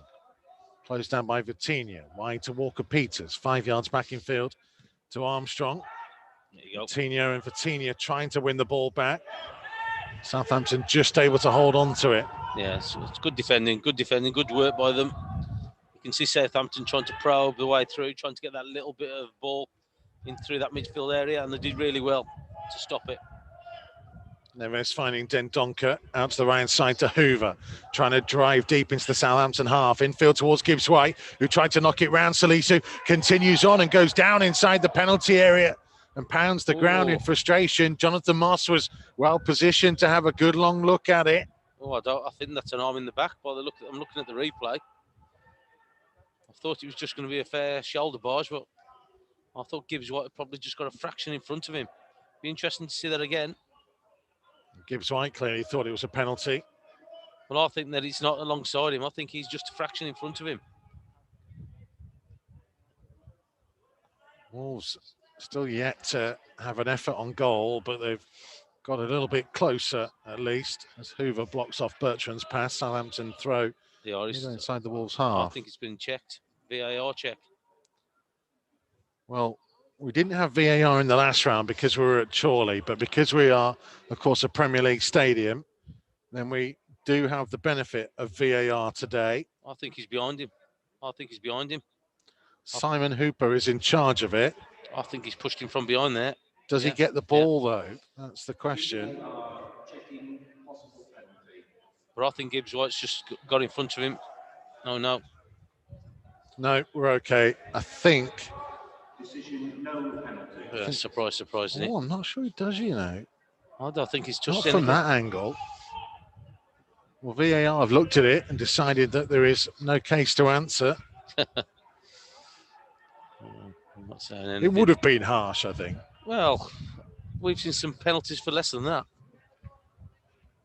So, and we've seen penalties that haven't been given when there should have been. Yes. So it's. But I think if that was at the other end, I think my instinct would have been no penalty. You disagree? I just think that, so look, he's gone in front of him. For me, where he is, his body position, I think that when he's come with the contact with him, I think Gibbs White is in front of him. And I think that he has touched him on the back to go through. So, look, say, if it was against Wolves, then I would say no, wouldn't I? but I would think that it would be looked at that there's got a chance. Neves snapping away at Romeo in the meantime. Romeo being forced back into his own half. Yeah, it's an interesting thought, and we'll get the thoughts of Ikeme and Chris Iwelumo at half-time. 31 minutes into this game. Wolves 0, Southampton 0. Saiss winning it, and a good early pass up towards Gibbs White. Foot in by Bertrand, this time denies him. Got to keep it, got to keep the ball. Redmond dragging Hoover out to the left-hand touchline as far as Southampton are concerned. Back to halfway to Bertrand. He's taking his time and looking for an option ahead of him. Finds one in Redmond down the line for the run of Gineppo, but that's going to go out of play for a goal kick. But I think it would have been offside, I think, with the line that Wolves are holding. Yeah, I would think it would have been off. But goal kick. So we found out what temperature it is in Missouri in America. In Calgary in Canada, Rob Knight says it's minus 37 wind chill. So just the 30 more than we're experiencing here. And if you could see how much me and Tom are wrapped up, many of you, especially our North American listeners. Softies that we're calling us, mate, I'll tell you. Yes. Here's Hoover. Gibbs White. Back to Matinho. Yeah, he's probably in his shorts and t-shirt, mate. There's Ruben Neves. There'll be people in shorts and t-shirt in places like Newcastle that would be laughing at us the way we're I was going to say, yeah. Gibbs White on for Fabio Silva. Forced a little bit wider than he wanted to be. Out on the left-hand side, support from Johnny. Now infield to Vitinha. And Vitinha was trying to find Matinho, but Danny Ings had read that pass, got across in front of him and draws the foul. Yeah, at least that was a better ball for Silva there. But to say, yeah, it's just got to not give away cheap fouls. Just let them off the hook a little bit. Yeah, Matinho's just ranting under his voice. Under his breath, I should say. Yeah, I don't think there's much in it, was there? You know, when you talk about the penalty, that's about as much contact as there was. Well, let's give a foul. For some reason, and this has been there for as long as I've been watching football and as long as Tomo's been playing football, which, as we know, is an awful long time. Very long time. The fouls outside of the penalty area are not necessarily the same as fouls inside the penalty area. And I don't understand why we talk about, again, consistency, but... Neves in with a massive block challenge on Gineppo, and you could hear the sound that thud, reverberated around the empty Molineux. Fabio Silva is down near the halfway line, so Southampton will put the ball out of play. And he's pounding the ground, Fabio Silva. I'm not sure he's going to need any treatment because he's already arguing with Jonathan Moss. Well, he's pounding the ground and now he's up. So he's one or the other. Look, say. Ward-Prowse did catch him. I was going to say, he did catch him. Yeah, it's not a huge amount. No, he's got shin pads on as well. I don't think it's a pound in the ground moment, is it? I think. But, like I said, he did catch him. I'm not sure that shin pads that professional footballers wear are all that durable, are they? Depends what you wear. So I know that people wear different sizes. Like I say, it does hurt on the shins, doesn't it? So there's not much protection on your shins. Vitinho trying to find Vitinho, who was caught there by Ward-Prowse, and Vitinho has stayed down. And we're getting mad. And one or two Southampton players were crowding round him, and Johnny just walked across and pushed one away. Vitinho still down, and Jonathan Moss is holding off from getting any treatment for him. Let's have a look. It was Ward-Prowse again with the studs. Well, just on top of the boot. Again, it's another sore area, isn't it? It's a foul. Well, it's not a foul because it's a throw. Yeah. So, well, I'm saying I think it's a foul, though. Yeah. It's a foul. Not in Jonathan Moss's mind. Well, he's been quite lenient. You and he are not on the same wavelength. No, well, clearly not. So let's hope that he's not on the Southampton's wavelength either. Johnny with a throw down the line. Fabio Silva trying to hold it up. Romeo came in. Another Wolves throw, creeping further down that left-hand side. I don't think we've found a ref yet that you've been on the same wavelength as. No, not consistently, no. So, look, I just think that's the biggest thing for me. If they're consistent in what they're doing, and so, like, great, but you see it throughout the games where they're not, and that's what annoys me, is that consistency for both teams, but also as well on the same kind of challenges and same kind of scenarios, isn't it?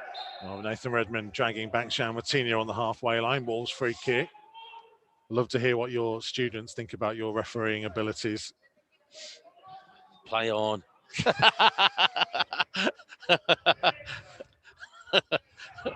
Vitinho back to Saiz, midway inside the half. I've had a few of them diving, mate. As I said, I've told just to get up. Yeah, it's probably you kicked him. Kilman forwards, Vitinho heading it on. Johnny nodding it in field. Fabio Silva, two players around him, and he took a tumble. And Jonathan Moss was alert to it this time. Wolves will get a free kick, and Dendoncker, Saiz and Kilman are all going to make their way forwards. Yeah, decent delivery now from Vitinho. So lads coming up from the back. And to be fair, we've got decent height in there, haven't we? So you've got Silva, you've got Kilman, Dendoncker, Saiz. Vitinho stood over it. Southampton's defensive line on the edge of their 18-yard box. Vitinho's delivery. Fabio Silva was close to it, but not close enough as Southampton managed to work it clear to halfway. Johnny nodding down for Vitinho. Vitinho needing support from Vitinho. Back into his own half to Johnny. Yeah, well recycled there. So because you're thinking there, Johnny let it bounce, and I feared the worst a little bit. I'm hoping it's going to be a friendly bounce towards him, but it was. Vitinho managed to scoop it through to Vitinho. Who's pass on towards Fabio Silva, intercepted by Bednarek. He had the qualities, Jean Vitinho. Just couldn't quite make the execution. Yeah, so Bednarek, I think, just read it a little bit as well, didn't he? Armstrong back to Bednarek. Across to the left-hand side for Southampton. Bertrand on halfway. Infield to Ward-Prowse. Romeo across the centre circle for Bednarek. We have 6.5 minutes of the first half still to play. Kilman's clearance went straight to Armstrong. Passing infield, Gineppo allowed to drive up towards the edge of the box, and it's Hoover that intercepts it and tries to carry the ball clear. And knocking it past Ward-Prowse and continuing on his run, but he'll go out of play for a throw. That was unlucky. Good interception from Hoover. Ward-Prowse just coming to close him down. He just needed to get that touch just a little bit better to get round him. Because he's got pace, so he can drive forward. We've seen it many times. I'd like to see a little bit more, to be fair. Wolves 0, Southampton 0.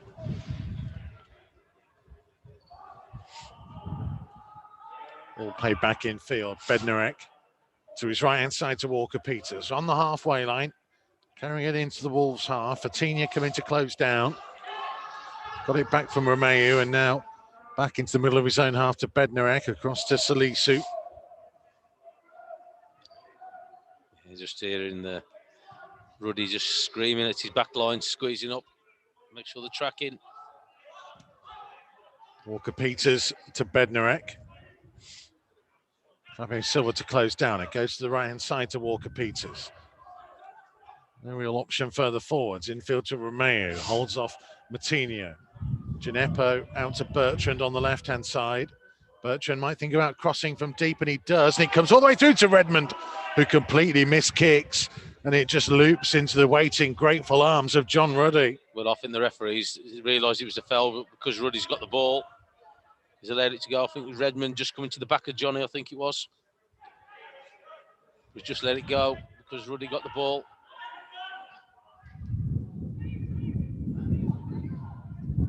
Saiz to clear. Over the top of Fabio Silva. Johnny couldn't find Gibbs White. Yeah, so he knows he should have made it. I was going to say, we've had a couple of them, haven't we, where it's just not quite gone through to where we want it.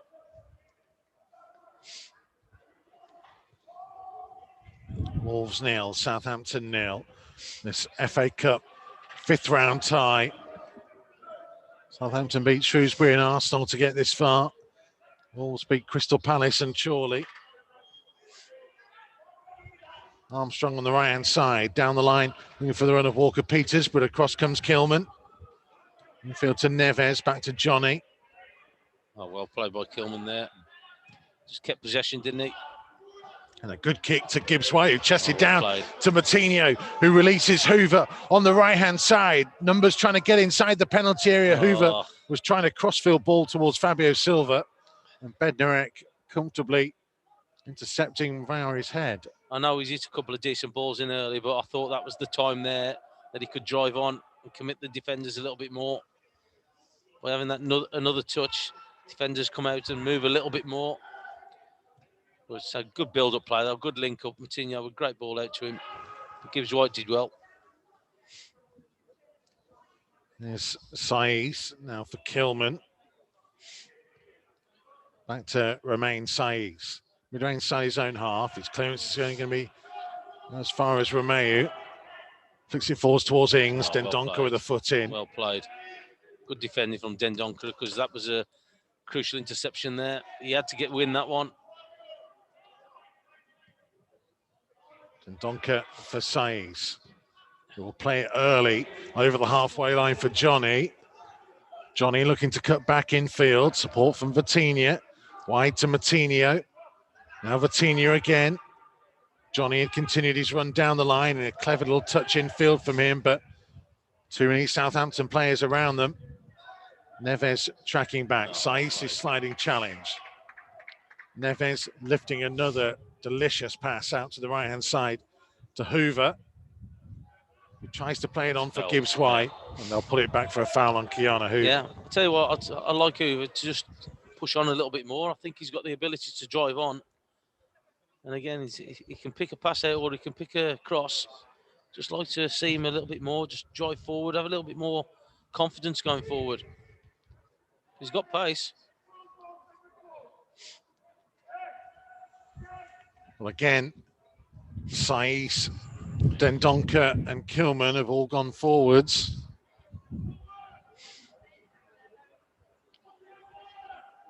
Can Wolves pick them out here? João Moutinho placing the ball. Hoover just inside of him. Southampton are trying to hold their line on the edge of the D. It's 10 yards in from the right-hand touchline, midway inside the half.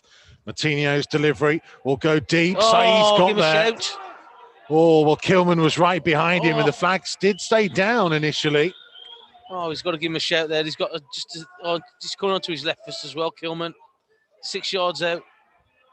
Oh, opportunity that. Max Kilman was behind, though. I think they all were offside. So it wouldn't have counted.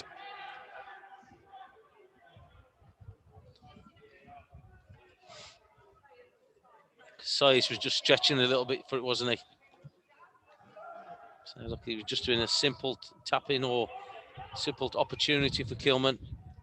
A lovely ball in, but you've got to give credit to Southampton for holding their defensive line. Yeah, it's a good line. Wolves going to get a throw midway inside their own half. On the right-hand side, we are 10 seconds away from hitting the 45-minute mark.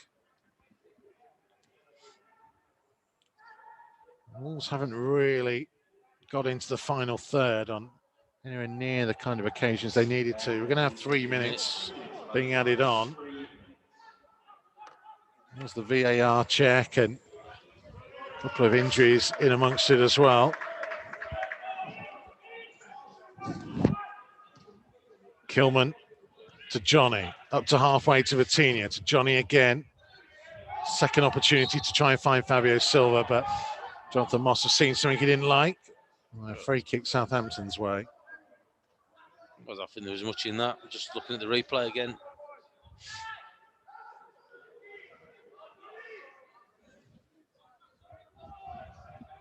Walker Peters playing it backwards to Bednarek.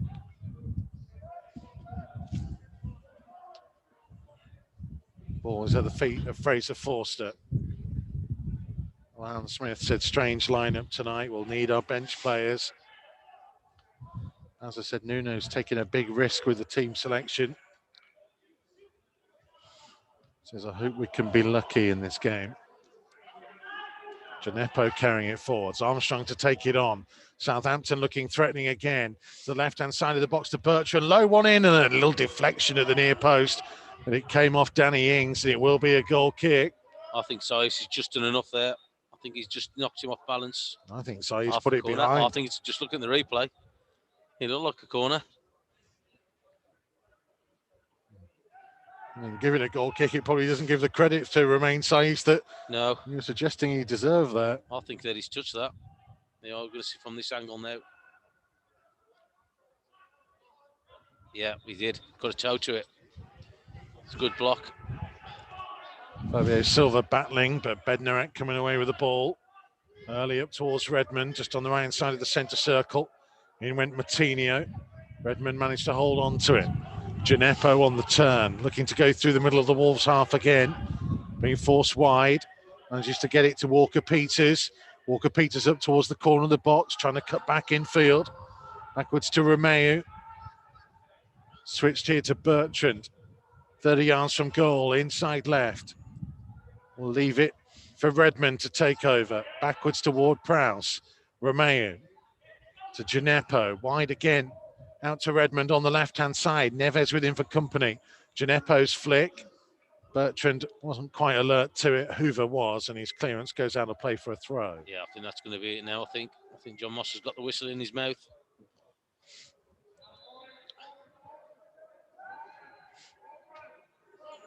We have about 10 seconds left of the 3 minutes by my watch. Throwing in behind, Dendoncker is across. Hoover will turn and clear to halfway, and that is the final action of the first 45 minutes. Not a whole amount of goal chances to report in it. Southampton with a couple of half opportunities, really. One that was made more of by John Ruddy initially, not able to grab hold of the ball, and Danny Ings making a nuisance of himself, but Ruddy very quickly dived round and grabbed hold of the loose ball. There was a VAR check for a possible penalty when Morgan Gibbs-White went down in the Southampton penalty area. But on a bitterly cold night here at Molineux, there hasn't been a great amount of warming action on the field. Now, considering Wolves have made 6 changes, so look, I think that the lads who out there have done well. They've competed with them. So, okay, Southampton have had a couple of half opportunities, what they've created.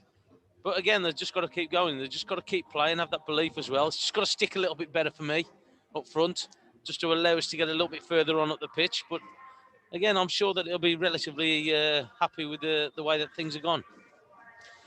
But more to come. Hopefully, and more in that top third for me. So, look, again, they haven't really tested the goalkeeper of Southampton, but so they've had chances. Hoover's looked a bit bright down that right-hand side.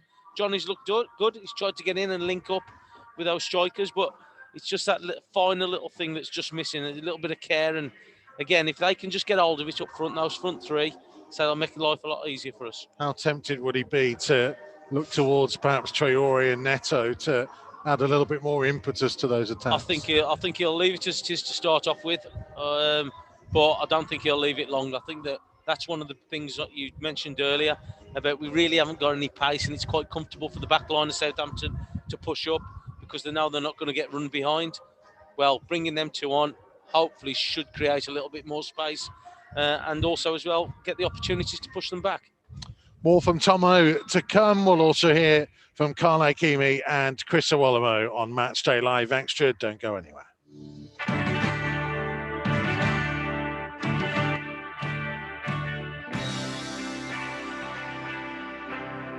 Matchday Live on Wolves TV. Listen for free online at wolves.co.uk or on the move anywhere in the world via the Wolves app.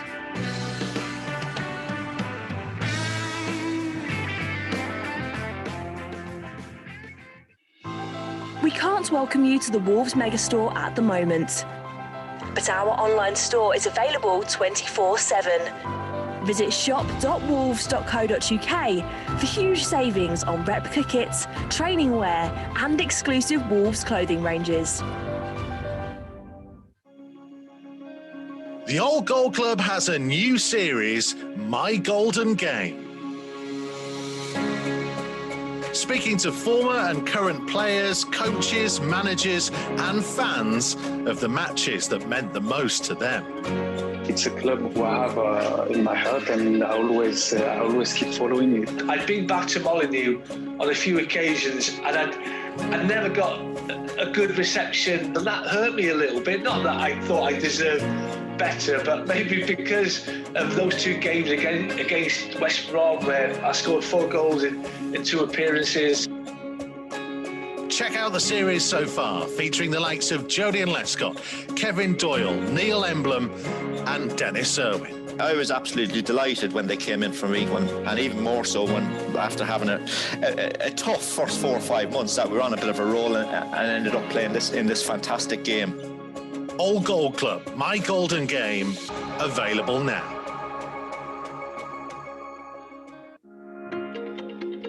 Wolves TV, the home of live uninterrupted radio commentary of every single Wolves game. Jimenez! Oh, you beauty! But that's not all. Wolves TV also brings you extended and alternative match highlights, interviews with the team, behind-the-scenes features and training coverage, plus see every goal Wolves score from every angle. The volley over the goal! That is simply stunning! So check out Wolves TV online at wolves.co.uk or on the move via the Wolves app.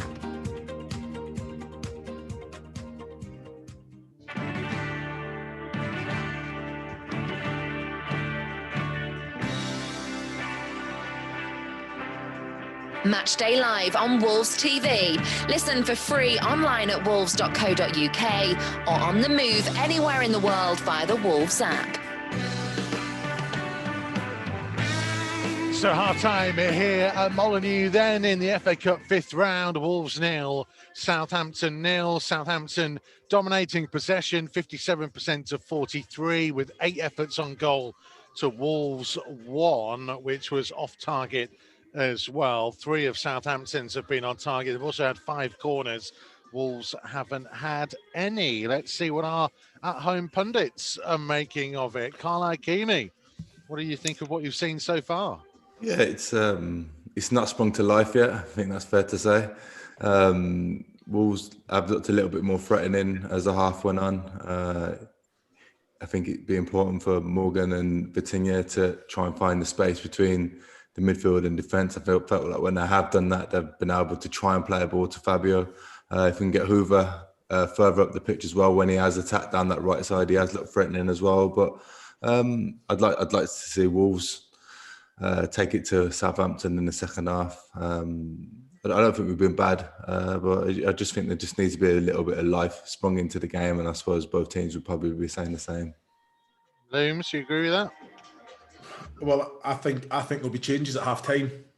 You know, you've got to think about it. I think Hoover down the right hand side has been outstanding. You know, up and down. A couple of times it's ran away from him, but he's put in some decent balls. I think Silver again very reliant on the service. I think there was a good little Vitinha flicked a little one through to Moutinho, and it's just the way to pass. Just it wasn't right, and Bednarak cut it out. You think about it. This is to get into the quarterfinals. Now Nuno we know is ruthless. I think Neto and Traore could possibly come on at half time for the likes of Vitinha and Gibbs White, just for the fact that Southampton have had more possession. They've had they've had a few chances, albeit Tomo called it. I think it was a foul on Johnny, but they have looked lively. Fantastic block from Saiss with Danny Ings. This is the 5th round of the FA Cup. It's to get us to the quarter final. So we've got 45 minutes to go. I think it goes, of course, it goes to extra time and penalties. But why leave it for 15 more minutes? We've had one shot, not on target. It's not been good enough. I think Neves has been the balls that he's been spraying been excellent. Can he get a little bit higher up the pitch to actually play those little cutting passes that Matino just never had the accuracy on that one? So it's like you say, it's 45 minutes to go. Why wait 15, 20 minutes to make these changes? So what's not working then? What would you change? Well, I think we called it before the match about Gibbs White and Vitinha being a lot more narrow. Now they've got to make a decision, because either they've got to be narrow and then looking to get beyond Silva when he comes deep, but they're both coming very, very deep, which is leaving Silva up there on his own. And if they're doing that, then Carl called it as well before the match, you're expecting your wide men to actually then break their neck to get in behind. Now, how many times has Johnny been in a centre-back position? Because that's where he's went, because Kilman's went out of position or Saiss went out of position. And I know that he'll still be feeling it from the other day, but we've got to play an expansive. So you want our wide men, our full-backs, wing-backs, to be as wide as they can. And then I think Gibbs White and Vitinha have to make a decision if they're going to stay out wide and try and double up, have overloads in those wide areas, or they're going to actually come in and support Fabio. At the minute, they're not doing either, which is making it quite difficult for us. We're getting into wide areas. Hoover's put in some great balls. Silva's the only one in the box. He was the only one in the box. Now, if Hoover's out in wide areas or Johnny's in wide areas, you're expecting 3 players to be in the box minimum. It's not happening. So we've got to change the dynamics up, in my opinion. I think Morgan's tried though. I think he's worked hard. Oh no, I'm not saying they're not trying. Really. Yeah, no, I know that. I'm just saying you can say that Morgan's trying to put a shift in. You can see he's trying to get things going. Might have had a penalty, maybe just exaggerated it a little bit too much. Maybe if he didn't, I don't know. I was just watching a replay just then. It was close, but I think his energy. He's tried to give his energy to the game. We probably need a little bit more. Just not just him, just around us combination plays, just to make sure we get these players up, as Looms was saying, to get them the wide players higher as well. So the likes of Gibbs White and Vitinha can make the box. On the penalty claim, Carl, what was your thoughts on it? So I know you've been trying to watch the replays as just I was there, because Tomo in commentary, Tomo, you thought it was a penalty. Yeah, I think he's just got in front of him. I think he's caught the lad on the opposite. The lad's tried to read it. Gibbs White's just knocked it around. I think the challenge has come. He's tried to shoulder barge him, but when he has barged him, it's definitely gone into his back for me. Yeah, so I've seen penalties given for less than that. Yeah, to be honest. He's in front of him. Yeah, to be honest, just the replays they showed when the game was on wasn't as good as the one that I've just seen. And I'm sure the referee should have that same replay as well. Looking at that replay, then it looked like Morgan just got to the ball before the Southampton defender. So, I feel like... Well, there's VAR there tonight, isn't there? Well, VAR checked it. They checked it, They checked it. They said no. So and then you're watching some of the things that have gone on with fouls and all that, and as Mikey touched on, outside of the penalty area, that's a foul. Yeah, how can that be right? Yeah, you're right. I totally agree. I think I was just thinking, did they make the slightest contact with the ball? Because it was a genuine attempt, but Morgan Gibbs White just nicked it away from him. Yeah. If there's any contact on the ball there, I think that's probably what's made it the way it went. I mean, they only went to the VAR check after probably about another minute's worth of play, so they had plenty of time to have looked at it initially to suggest that they needed that full VAR check. So we have to presume, obviously we don't get to hear the conversations they're having, we have to presume they have seen all the angles. This is why I would love to be able to listen in to that conversation. Mikey, you're spot on. I think that is the evolvement of VAR, isn't it? To be very transparent, so we actually hear the conversations that they're having. We know what they're deliberating, and then we're looking at it, and it builds the excitement and the the whole tension around that decision, you know, because if they're in different opinions and he has to go to the screen or whatever, you know, it gets us involved as fans as well, which I think will be massive. I think it kind of falls into the we've seen them given against us, but not given for us at the minute. I think that's why we're a little bit aggrieved by it, because we've seen a lot of soft penalties and decisions go against us, really, and I've not felt like we've had one go in our favour. So we know Chris Iwelumo would make changes straight away. Tomo is in the camp of give it 10-15. I can tell you that there is going to be a change at half-time, and it's Ryan Aït-Nouri. So that suggests that Johnny, again, is playing... Well, we said that before the game, didn't we? 45 minutes, yeah. We did mention it before the game that, to be fair, I forgot all about that. So they'd probably look at Johnny just to play the 45 minutes. But, yeah, Aït-Nouri's out warming up. And, again, Johnny's looked good. He's looked okay. So, look, and it's good that they are managing his game time, so like they are making sure that he's okay. Yeah. Because again, it's like it's going to have to be a gradual thing. So he's been out for a while, so it's good that they are managing his time on the pitch. He looks like he's had a haircut as well. I don't know what's going on in professional football around the place. They must have all had clippers or somebody's. Trust me, there's a few footballers that can do hair in a lot of different squads. Trust me, I've seen the clippers come out and all sorts of things go on. Yeah, so you two boys there, so you do good stylists on the look of it. Mate, this is a work of art, mate, and Lewis will tell you that, mate. I need to get involved. There's that bulldog one as well. I need to get that, mate. Yeah, job done. Notice, by the way, that was Tomo having the dig at you too. And dig at the lad. Behave, mate. Mikey, stop trying to turn us against each other, man. We're only against you. So Aït-Nouri will come on. Obviously, in the FA Cup, Wolves do get more than the 3 substitutions, so it's not going to affect things too much. But the point I was going to make was, obviously, if Tomo is in the let's wait and see in terms of the attacking changes, and Looms is in the realms of let's go early, where do you side in that? No, I want to wait and see as well. I think the lads need game time as well, and I think it gives them 10 minutes to prove what they can show and what they're going to bring to this second half. I'm sure it's the 5th round of the FA Cup, mate. You're looking at Kyle Walker-Peters and Ryan Bertrand. Who would you change? Well, that's who I'd bring on. I'd say, you know what, Ryan Bertrand and Kyle Walker-Peters are seeing far too much of the ball. They're getting into how many times have they come into our defensive third?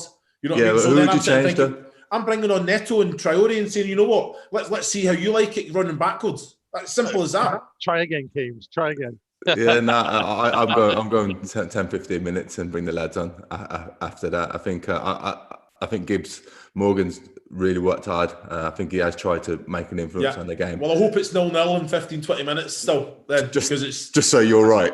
Well, you know what? I genuinely hope that it's Morgan Gibbs out of a 10-year score an absolute world of goal, and then the changes are made and we go on. You know, it's just a lot of games. I feel it's understandable for the lads. They need game time and. I think the 3 lads have tried to put a shift in. I'd like to see Vitinha get more in the game, to be honest, if anything. He's had some really nice touches, hasn't he? Yeah, nice touches.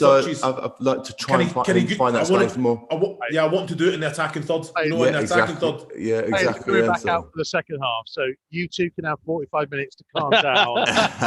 They're always calm. And then we'll get more from you after the final whistle. Thank you very much, boys. Chris Iwelumo and Carl Ikeme. More from Tomo in just a second. Don't go anywhere. This is Wolves TV Matchday Live.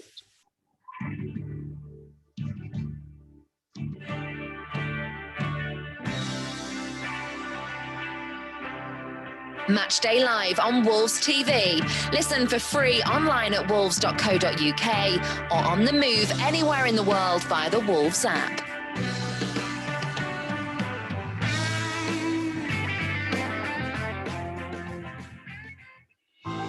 We can't welcome you to the Wolves Megastore at the moment, but our online store is available 24/7. Visit shop.wolves.co.uk for huge savings on replica kits, training wear and exclusive Wolves clothing.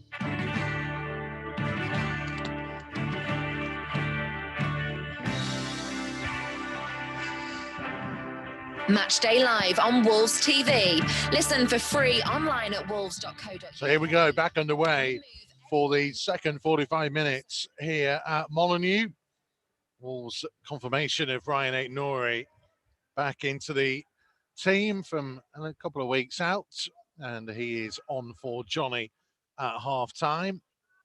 Wolves will play towards the Sir Jack Haywood South Bank in this second half, with John Ruddy in goal, Dendoncker, Saiz and Kilman on the back three, Hoover and Aït-Nouri, the wing-backs now, Neves and Moutinho in midfield, Vitinha and Gibbs-White supporting Fabio Silva up top. No changes for Southampton. Forster in goal, Walker-Peters, Bednarek, Salisu and Bertrand, the back four, Armstrong, Ward-Prowse, Romeu and Gineppo, Redmond and Danny Ings, the two up top.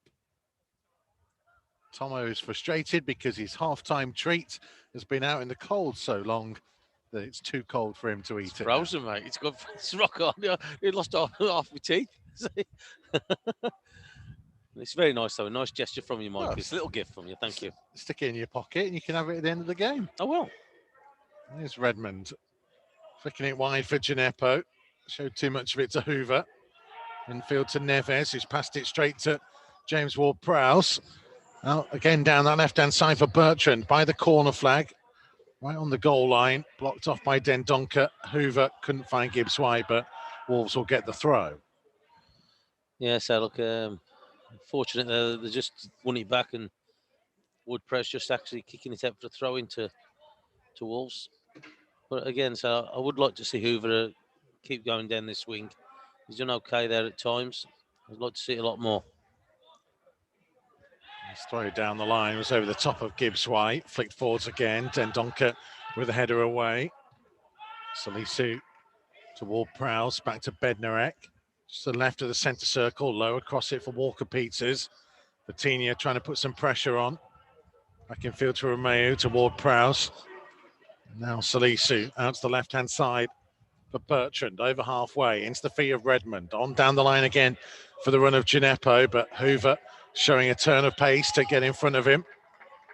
Gibbs-White let the clearance go past him, but Fabio Silva couldn't hold off the challenge. Yeah, he's got to stick that, hasn't it? That's the thing. Bertrand trying to cross it, and it's going to come all the way through, and what a miss by Armstrong. 8 yards out, centre of the goal. Bertrand's cross evaded everybody and arriving onto it with a goal at his mercy, and somehow Stuart Armstrong has put it wide. Yeah, I'll tell you what, that is a big let off. Aït-Nouri just caught on his heels there, wasn't he? He should have shuffled across when the Bertram's gone down this left-hand side. He stayed out wide. You can see the player coming in. Oh, what a let off that is. Yeah, because Kilman was tracking the run of Danny Ings. Yeah, he's got to come across there. He's got to slide across. He's got to come in there and make sure, again, it's... Wolves 0, Southampton 0. 3.5 minutes into the second half, and the pattern has been very similar to what went on in the first. When I say to you, we've had a little bit of luck, so maybe it might be our night with it. Oh, there's a ball, the flag has stayed down. Ings, what a good save by John Ruddy, and the ball rebounds in, and eventually the flag will go up. I'll tell you what, that would have been harsh, wouldn't it, if it had gone in? Because he's in a great save to start with Ruddy, and it's rebounded off Ruddy, back to Ings, and then rebounded into the net. That would have been harsh. John Ruddy, who kept 2 clean sheets so far in this competition. Well, they're doing a VAR check in there to make sure he's offside. Oh, well, it's a very close one, you know. It's Kilman. I'm not so sure. The angle that we've just seen is not entirely straight. I'll tell you what. And it will be one of those where they're going to have to draw the lines. I'll tell you what, Kilman's just a fraction behind. It's going to be close. I'll tell you what, it's going to be interesting. It's a harsh way of scoring as well, because I said to you, it's goal. Yeah. It's goal. Southampton are in front thanks to Danny Ings. And the Southampton players with a delayed reaction to celebrate. VAR have checked it, and Danny Ings had just managed to stay onside. And so that little lucky ricochet that came back off Ruddy onto Ings and rolled across the line has given Southampton the lead. Wolves 0, Southampton 1. Well, one, you got to stay with runners. You can't be playing an offside line. Nobody tracked him back. And it's been unfortunate, Ruddy. He saved the initial one. It's rebounded. It's flicked off Ings and gone straight into the net. Oh. Didn't know much about it. Well, Southampton, you have to say, deserve to be in front. Well, there you go. Got to try and find a different gear. Well, there you go. 2 decisions from VAR. 1 to Southampton. Well, 2 to Southampton, really.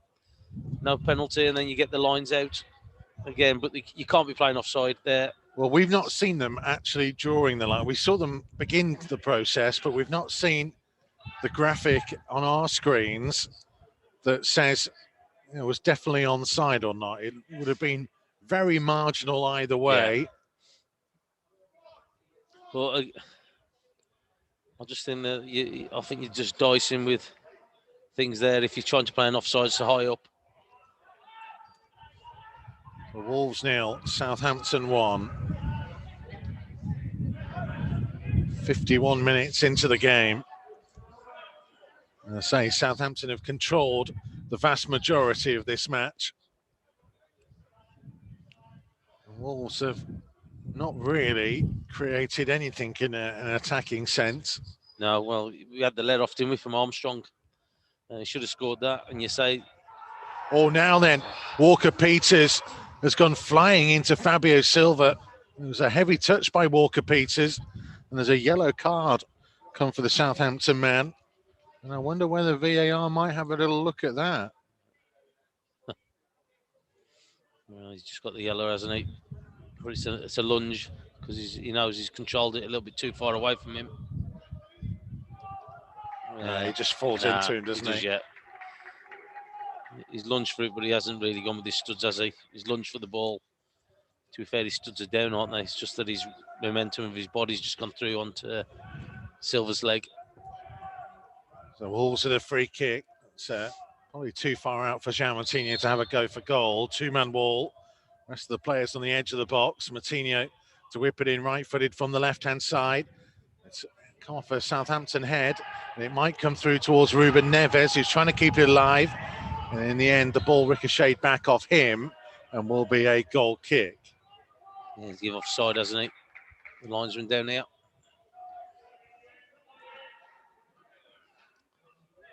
That's really been our only contribution to attacking, hasn't it? Moutinho had a couple in the first half of crosses, and so we've had one there as well. Yeah, they're offside again. Southampton being brave and holding a high line on the edge of the penalty area. This is the bonkers nature, isn't it, of the offside rule at the minute, as Gibbs White's putting real pressure on Salisu. Hoover tidies up. It's Hoover with a low cross in. Fabio Silva over the top of the crossbar. Best chance Wolves have created so far, and it came from the press that Hoover followed up on, and his ball in field. Fabio Silva was protesting, feeling like he should have got a corner. With some who feel like he maybe could have got that on target. Yeah, he's got to score. He's got to score. Brilliant play from the press from Gibbs White, I think the initial one was. Then Hoover's coming as well. He stepped in. Just stepped in and won it. Good play. And then he's picked him out. Did everything right to the finish there, Fabio Silva. Well, he's got across the front of him, so he's did well there. He's a good contact on it. Just got to keep it down, hasn't he? Moutinho's header forwards. Romeo back to Salisu. Now Walker-Peters with a long one up towards Redmond. Kilman wins in the air. Neves getting control of it. Turning and looking downfield. Finding Aïnouri.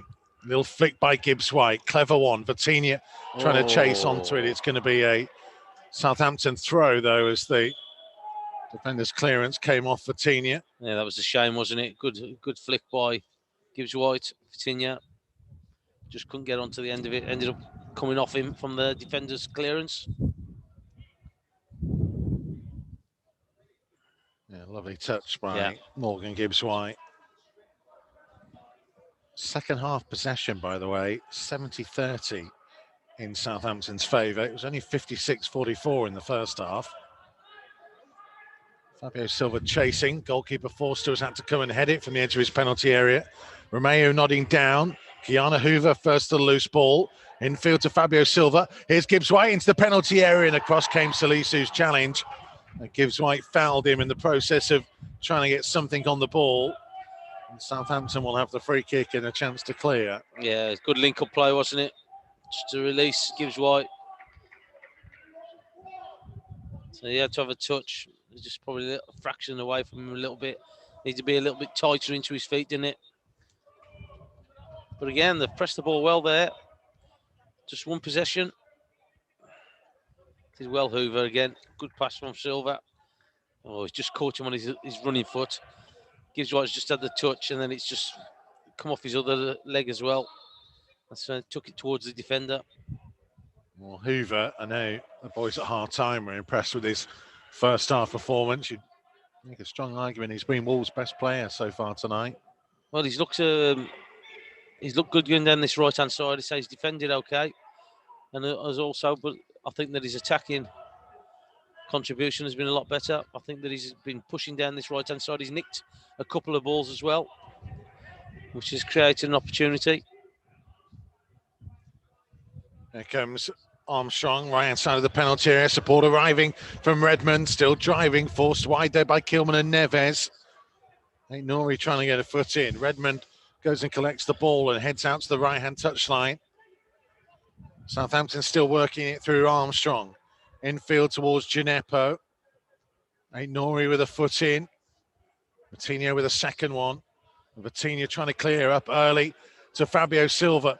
Gibbs White had made the run past him. Fabio Silva trying to carry it himself out to this right-hand side. Salisu with him, and Fabio Silva miscontrols and then fouls the backtracking Danny Ings, and Southampton with a free kick. That's better from him. So that's what we want to see. He wants to keep possession. He just, unfortunately, just run away from him a little bit towards the end, but that's better running from Silva. Wolves nil, Southampton 1. In the game earlier on this season, of course, Southampton went 1-0 up. And then it was Pedro Neto on that occasion that equalised. Yeah, it looks like Neto's coming on. It's just been called back. And I think William Jose as well. Maybe Adama Traore as well. Oh. And Jose has gone to collect his shirt and shin pads that were stored behind the dugout and gone back into the stand. And all three will have multiple layers to try and get off before they can get on the field. We know all about that, mate. Yeah. There's Armstrong midway inside the Wolves' half. Saiss winning a header. Out to the left-hand side to Aït-Nouri. 58 minutes played. Aït-Nouri over the halfway line. Trying to cut in field. Wanted a free kick. Jonathan Moss not interested. Bednarek for Ward-Prowse. Remember, these two meet again in the Premier League on Sunday. Midday kickoff down at St Mary's. We'll be on air at 11:15 with all the build-up for you. As Gibbs White draws a foul from... Oh, no, free kick given against Morgan Gibbs White, who's going to be yellow carded for diving here. Oh, yeah, I was going to say. Is it Martinez down and got the ball down to play it? Yeah, I didn't think there was much contact in it. And so did John Moss. Well, Jonathan Moss gave short shrift to Vitinho and Fabio Silva when they went down in the first half. And you wonder whether some of that has played a part in maybe the decision not to give the penalty. I'm not sure it was worthy of a yellow card against Gibbs White. I'm just thinking he's just trying to dive out the way of the player. So, like, more than the challenge. Yeah, fair enough. Maybe not a free kick. Yeah, I was going to say, I think that's a bit harsh, to be fair to him. Salisu with the ball at his feet. It's the left-hand side to Bertrand. Mohamed Salisu. Infield to Bednarek. Southampton in almost complete control at the moment. As they play it out to the right-hand side. Ward-Prowse forwards over halfway to Ings. Now infield to Romeu. This is James Ward-Prowse to the left of the centre circle. Now for Bertrand. Back in field to Romeu. Salisu, Wolves have got to get snapping into a challenge here. Southampton are just going to keep pinging it around. Yeah, then the lads up front and Sellock, but also as well push from the back as well. They've got to push up and try and squeeze them a little bit. Got to put a little bit more pressure on them.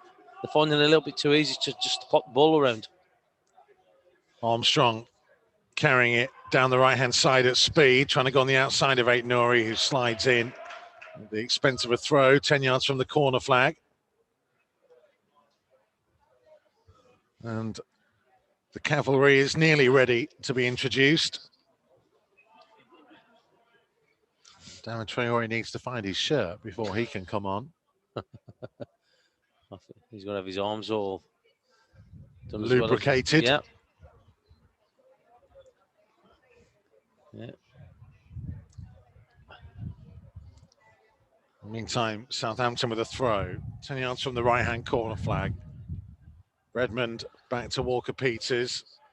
Flicking the ball in field. Kilman was there for Wolves. Neves with an early one towards the feet of Fabio Silva.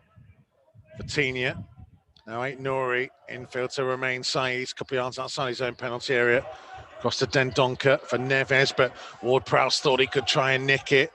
He'll come out to the right-hand side to Hoover, who lost his footing and lost possession. And Ings turning and striking low, and a comfortable save for John Ruddy down to his right-hand side.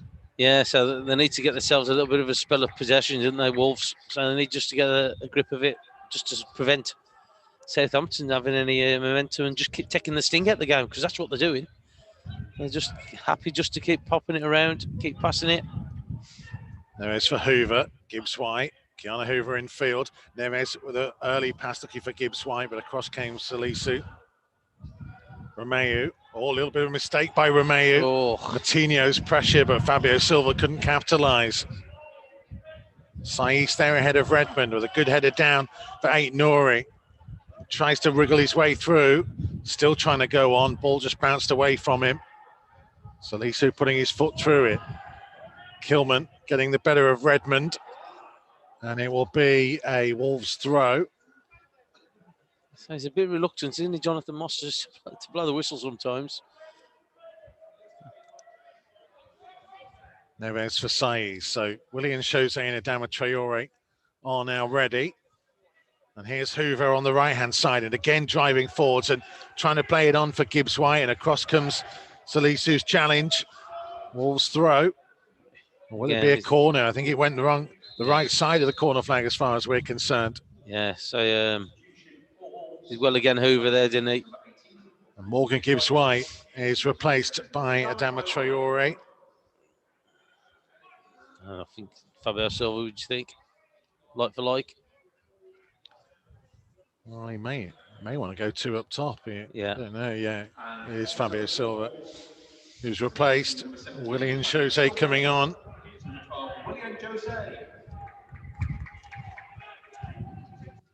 Both Wolves players going off, went off behind the goal. So have a long, frustrated walk back round to the warmth where the coach will be waiting for them. Willian Jose joins those inside the penalty area. Matinho's delivery. There's Saïs and Traore almost in each other's way at the near post. And the ball's behind for a goal kick. I think they were. I think he's probably distracted Saïs there. Because he's headed the ball, but he's headed it the wrong way. I think that he's just distracting him a little bit and put him off.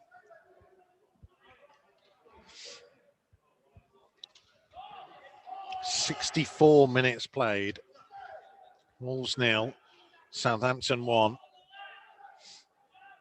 Previous 4 fifth-round ties in the last 20 or so years. Wolves have won 2 and lost 2. Donker's clearance, only as far as Gineppo. Infield to Armstrong. To Ward-Prowse inside the centre circle. Back to Bednarek. To his left-hand side to Salisu. Ward-Prowse taking over again.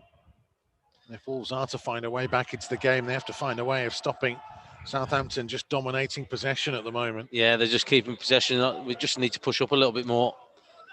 I say we're outnumbering them at the back, but they're just spare. So like we just need to push these in midfield and forwards up because they are just passing it around. Romeu. Neves went to try and win it. Southampton just playing it around him.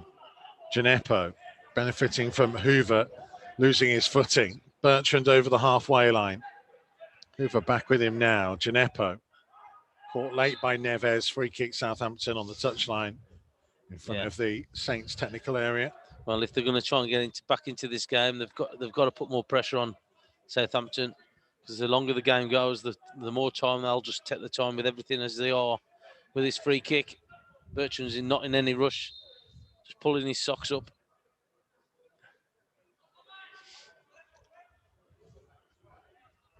There's still an awful long time to go of this game. But it'll all just add up. So look, again, it'll suit them to stop and start the game. Long ball forwards. Dendoncker with a touch on it. Drops towards Gineppo. Dendoncker again in there. And Southampton haven't managed to keep the ball in, but it is a corner. No, referee's changed his mind. I was going to say the assistant referee was flagging for a goal kick. Well, I think the reaction of Gineppo trying to keep the ball in lets you know that it was going to be a goal kick. Donker trying to find Hoover, signing challenge of Gineppo.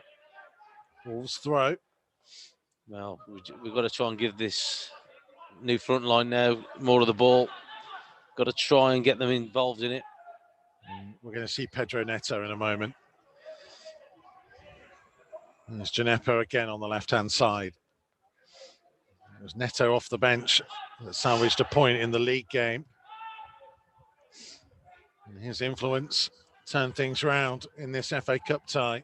Well, it just shows you how far he's come, hasn't he? In such a short space of time, that how influential he is in the games.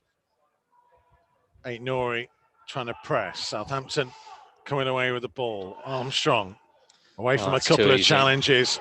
And now trying to slide it through, and the flag has stayed down against Nathan Redmond into the penalty area, back onto his left foot, Redmond, and it hits the back of Ruddy. And what an important save that could turn out to be. Again, holding the high line and trying to play offside, not tracking the runners, but a great save again. Again, he was unfortunate with the Ings goal when he saved it and it rebounded off him. But yeah, Hoover's he's well on side. Just using all his experience there, John Ruddy, to make his body big. He threw himself out at it, and I think it came off his back. Yeah, but if you're holding a line or you're defending, you can't stand up or stay where you are if no pressure on the ball. You've got to go and press the ball. Corner whipped in. Hoover will try and clear to the edge of the box. Armstrong back through the bodies. Took a deflection. It will be another Southampton corner. Wolves' goal is leading a little bit of a charm life at the moment as the Saints go looking for a second. 68 minutes played. Wolves 0, Southampton 1. They've been pressed back for large periods of this second half.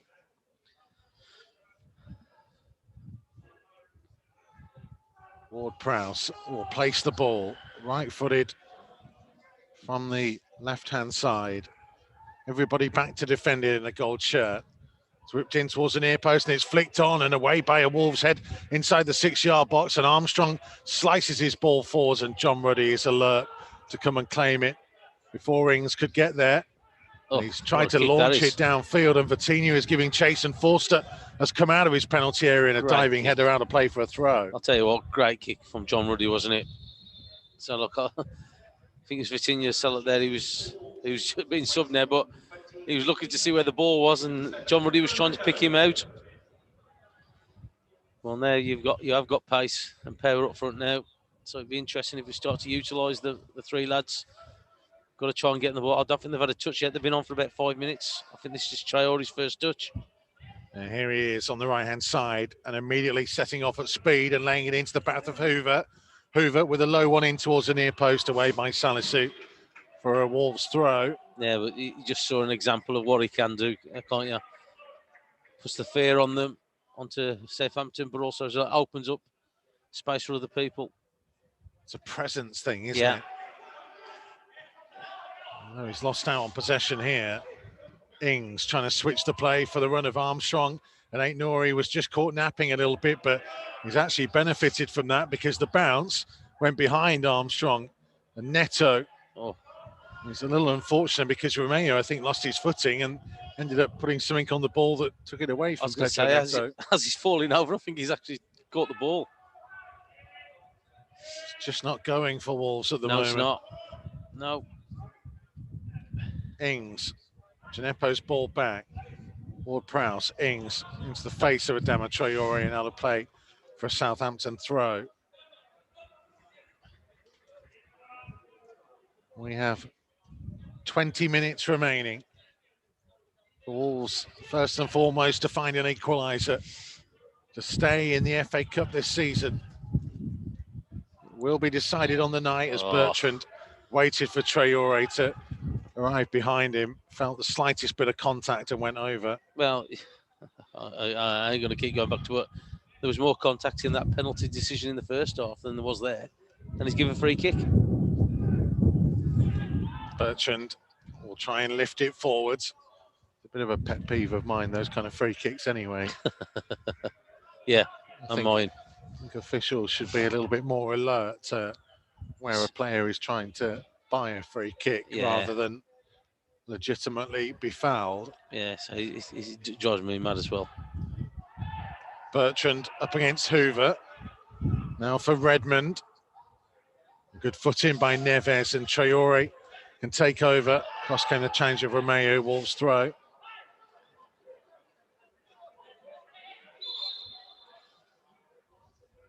Ruben Neves is getting a talking to here. I think he's been moaning about something. Well, clearly he must be. Jonathan Moss just having a quiet word with him. I think the point Neves might be making there is if you look at the way Bertrand went charging into Hoover and then compare it to the free kick Bertrand got 30 seconds earlier. Yeah. The use of force was more in one than the other, and I'll leave you at home to work out which one had the more force. Here's Moutinho. Switched across for Dendoncker. I'll leave it for Saiss. He's passed it straight to Gineppo. On his weaker foot remains Saiss, and Gineppo setting Redmond away down the left-hand side of the box, and Saiss got something on it, and it'll be a Southampton corner. Yeah, we've got to do better, haven't we? So no real pressure on us. If anything, we've put ourselves into trouble there. We're trying to do better with the ball. Because again, so you can see Ward-Prowse just walking towards the corner flag, taking his time. And these seconds all add up. 72.5 minutes played. And again, all the Wolves players back inside their own penalty area. Ward-Prowse, right-footed from the left. Looking to whip it in towards the near post, and it's bouncing around and suddenly falls into the arms of the waiting John Ruddy. I'm just going to watch the replay again. Oh, there's a bit of fortune in there as well. Yeah, I was going to say, it's rebounded, ricocheted off a couple. Fortunate that it's actually come back to Ruddy.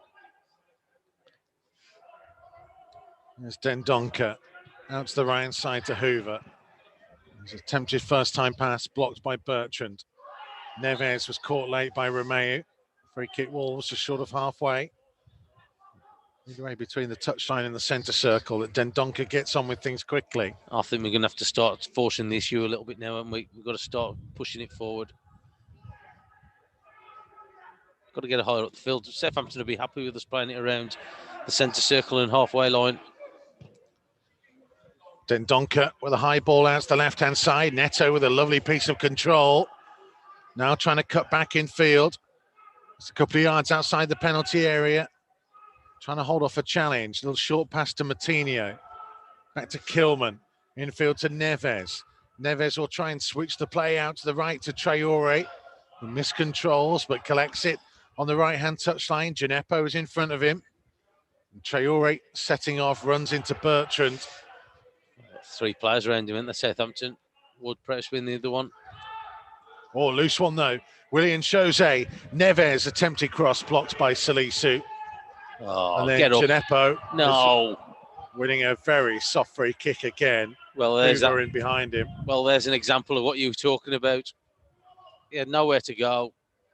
And he's like basically fell to the ground in stage. He's not going down, tripped up. Yeah, there is contact, but it's not. It's one of those where anywhere out, if he's in his, like you say, in his penalty area, he's not making that kind of fall to the floor. No. He stands up and he holds him off. If he's in our penalty area, he stands up and holds him off. It's something that's really crept into the game, and it's been prevalent a lot this season. There are certain teams that are better at it than others. But this is where the referees have got to do a lot better with it and know when they are or aren't being fouled. And at the moment, they're just blowing every time that happens or anybody goes near them. It's not the reason Wolves are losing tonight. So just a point being made. As Kilman will let it go out of play for a Wolves throw midway inside their own half. 14 minutes to play. Jose, nice touch for Moutinho. Had to get around the outside of Jonathan Moss in order to play it wider for Hoover. Out to Traore.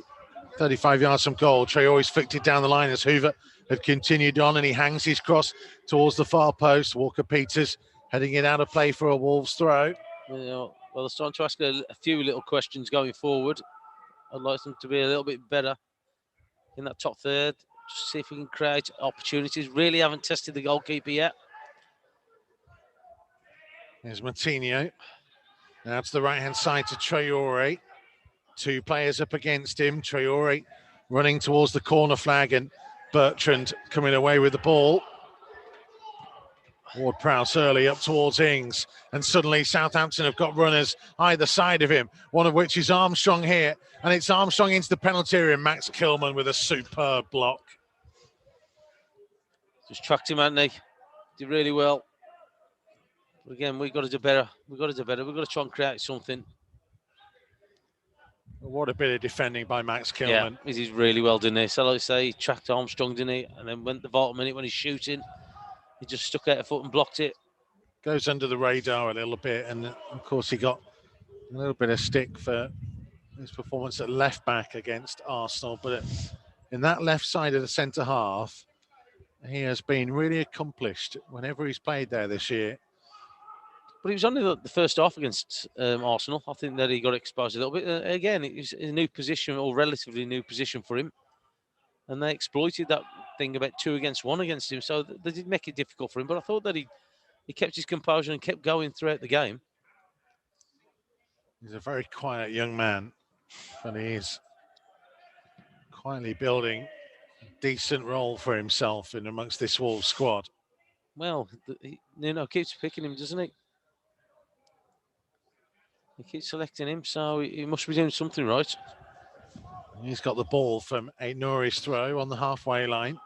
Back to Saiz. Now for Jean Moutinho. Back to the base of the centre circle for Saiz. Sweeps it out to Aït-Nouri. Aït-Nouri back in field to Kilman. First time pass for Neves, and he's released Neto down the left-hand side, and Neto can try and deliver the ball into the penalty area here, and it comes through to Traore, and somehow the keeper's kept it out. Fraser Forster with his feet racing across his own goal line. Lovely sweeping move, and Traore looks to the heavens. Feels like he was so close to getting Wolves back on level terms. Well, he's hit the target, hasn't he? The keeper's coming across, and I'll tell you what, another couple of yards the other way. It's like he's scoring. He's done well to hit the target. Moutinho's corner, right-footed from the right-hand side off a Southampton head. Gineppo heads it further away. Aït-Nouri chased all the way by Gineppo. Back to Ruddy. Short to Aït-Nouri. The whips it to the left-hand side to Neto. Infield to Neves. Flicking on. What a good pass. Willian Jose, and Forster again. He's out quickly to the edge of his box and just launches it downfield. And Dendoncker under pressure for Mings to Ruddy. For Kilman and across to Dendoncker. Good stuff again. Yeah, well played. Good composure from the two. Dendoncker and Kilman. But again, at least we're starting to force the issue a little bit now. Here's Neto once more. There's more urgency about Wolves' play. Look at another throw. And I tell you what, the last 2 attacks have come from real top-class passes by Ruben Neves. And here he is again, switching the play. Oh, it's a stunning pass. He's picked out Hoover, and Hoover with a low one into the near post. Salisu slicing the clearance, Wolves corner. Yeah, so he's starting to find his passes again, Neves, isn't he? Being a little bit further on up the pitch, which I think does help the team. You could see where Hoover was just trying to put it just in between the keeper and that back line of Southampton. Just a bit unfortunate, it sounded like he just didn't get it right. Well, Neves has joined those inside the penalty area. Martinho, can he pick one of them out? It's a hanging high delivery. It came off a Southampton head back towards Martinho. Redmond got there first, though, and he will slice it out of play for a Wolves throw. We had Kilman, Dendoncker, Saiss, Jose, Traore, and Neves all in the box then, Wolves. There's Dendoncker for Hoover. Good ball in behind. Adama Traore trying to hang his cross up. It's a deep one. Neto will try and collect it. Heads it back to Aït-Nouri. Now for Pedro Neto. He wriggles past one, but not Armstrong, and it's played off the Wolves man for a Southampton throw. Yeah, the introduction of the three up front has made a difference, hasn't it? Yeah, so they're in no rush to take it. Just letting the ball just roll past them. 9 minutes left to play. Southampton preparing a change. Won't make it just yet, though. Launched forwards by Ward-Prowse. Nodded down by Saiss. Gets it back from Dendoncker. Trying to play it early. Laid down by Bednarek. It'll be a Wolves throw midway inside the Saints half. Shea Adams will come on for Danny Ings, whose goal is the difference between the two at the moment.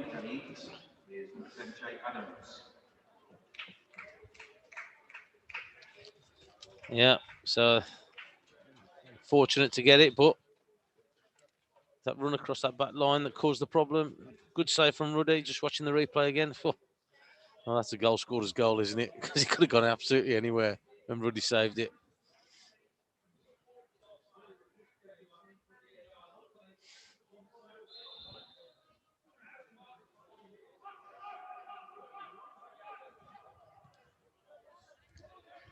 It's Dendoncker to the right-hand side to Hoover.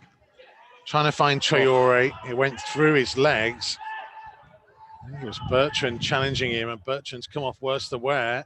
Wolves play on. Neto on the left-hand side. Bertrand has made a miraculous recovery as it comes infield to Neves. Looking for Martinho, who tried to let it run through him. And there was no one behind him, and then Martinho fouls. But now Bertrand is back down on the edge of the box again. He's run back, gone back down, yeah.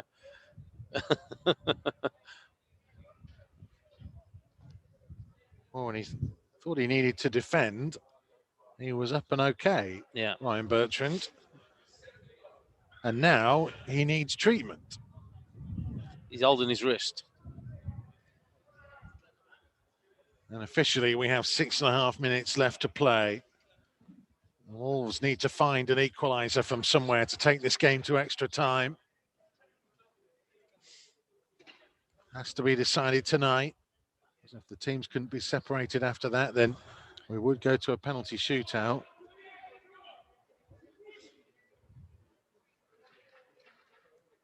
Watching the replays of Ryan Bertrand's challenge with Adama Traore. Put his wrist down to try and stop himself from sliding.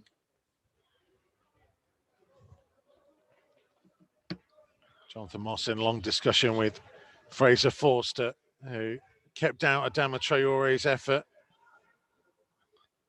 It's the fortune sometimes that you need as a goalkeeper. John Ruddy didn't get it. Forster did. Southampton have been very much the better team, we have to be honest. 17 efforts on goal to Wolves 4.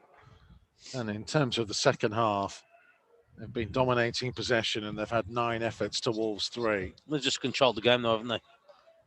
They've controlled the game, but again, it's made a difference with the 3 that we've brought on. It's put a little bit more pressure on them, but it still hasn't stop Southampton having a bit of possession.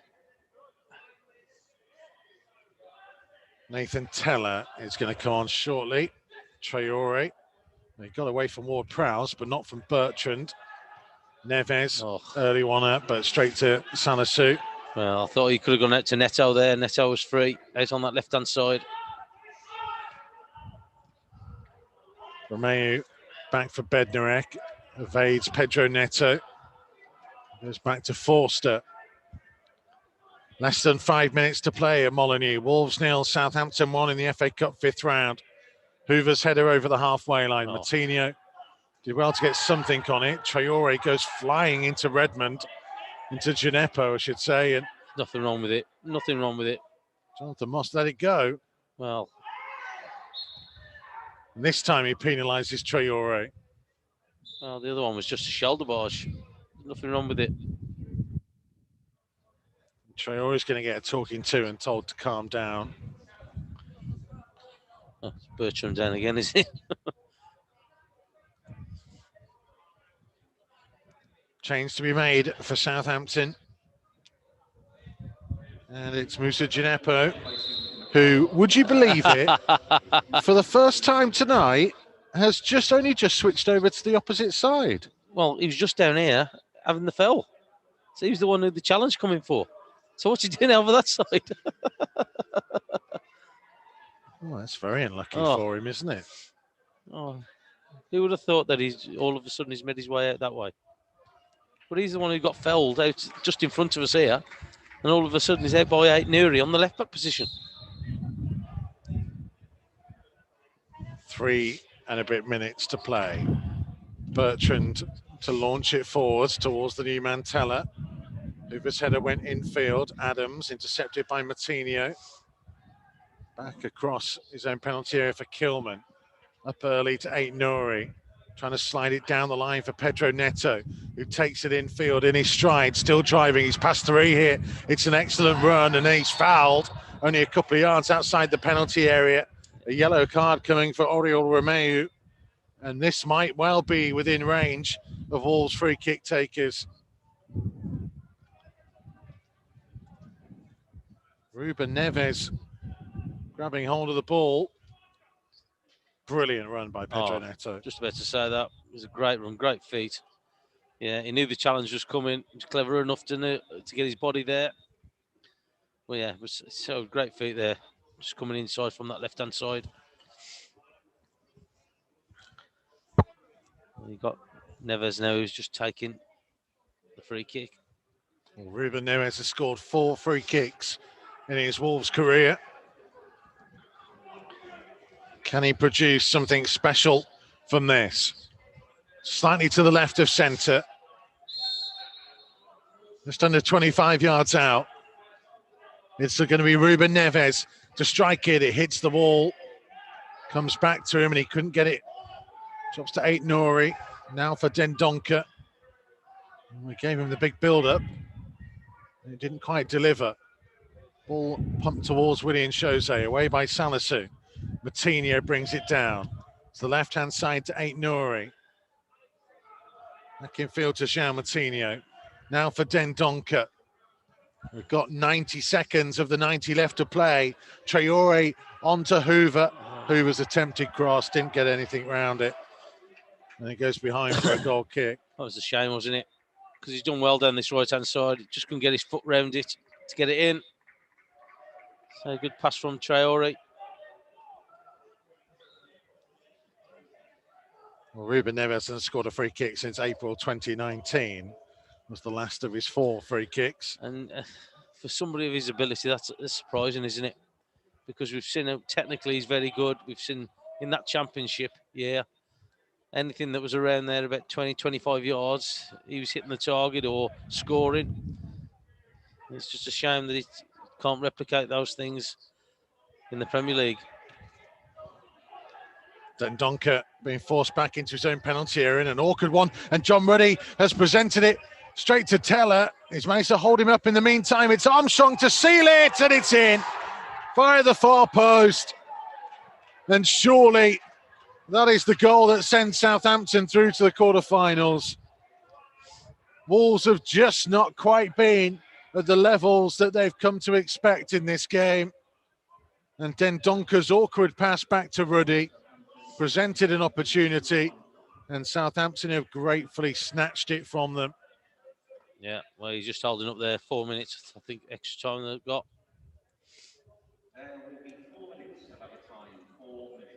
Yeah, we've just puffed and puffed in this second half, haven't we?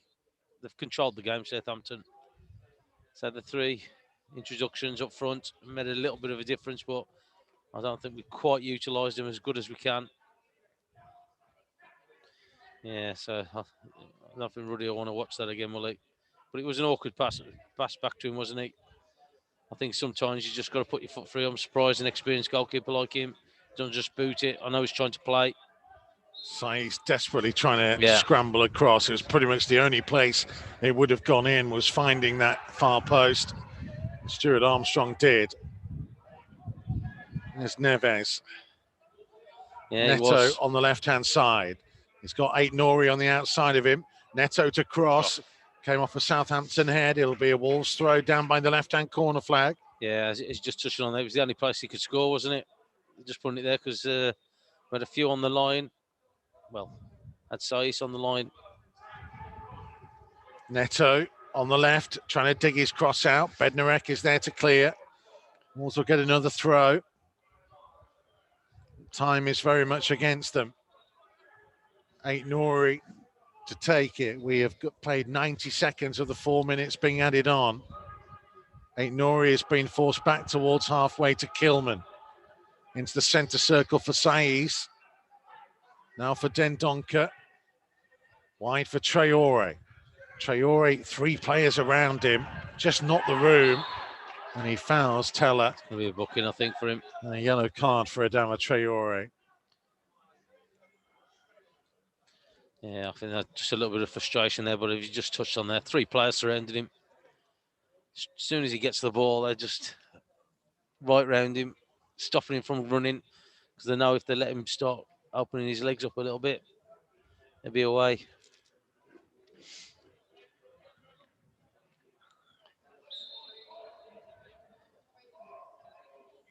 It'll be Forster to launch it downfield.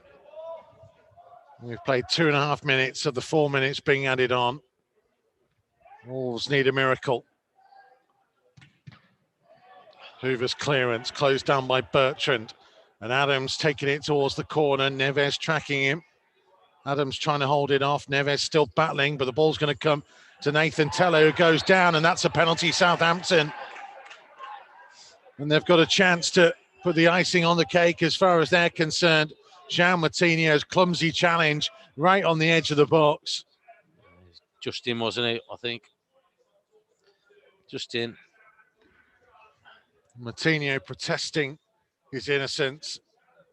VAR will check it. I think just a little bit like the Albion one. I think the initial challenge starts outside, but he's pretty much on the line and falling down into the box. It's a foul and it's a penalty. Yeah, it looked like just on the line, didn't it? James Ward-Prowse is having to wait as VAR checks, and it's when they feel the initial contact is made. And keep an eye on Jonathan Moss here as VAR continues to look at it. Very tight, wasn't it? It's not going to make a huge amount of difference to the outcome of the game, let's be honest.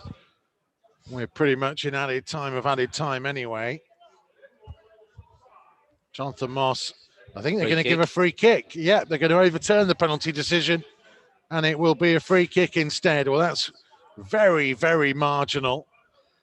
Well, almost exact copy. Yeah. Slightly different position, but exact copy of the one where West Brom got the penalty.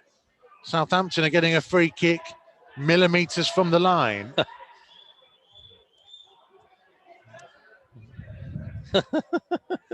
He put it down once and then changed his mind. I think the officials have told him in his ear he'd be further on down.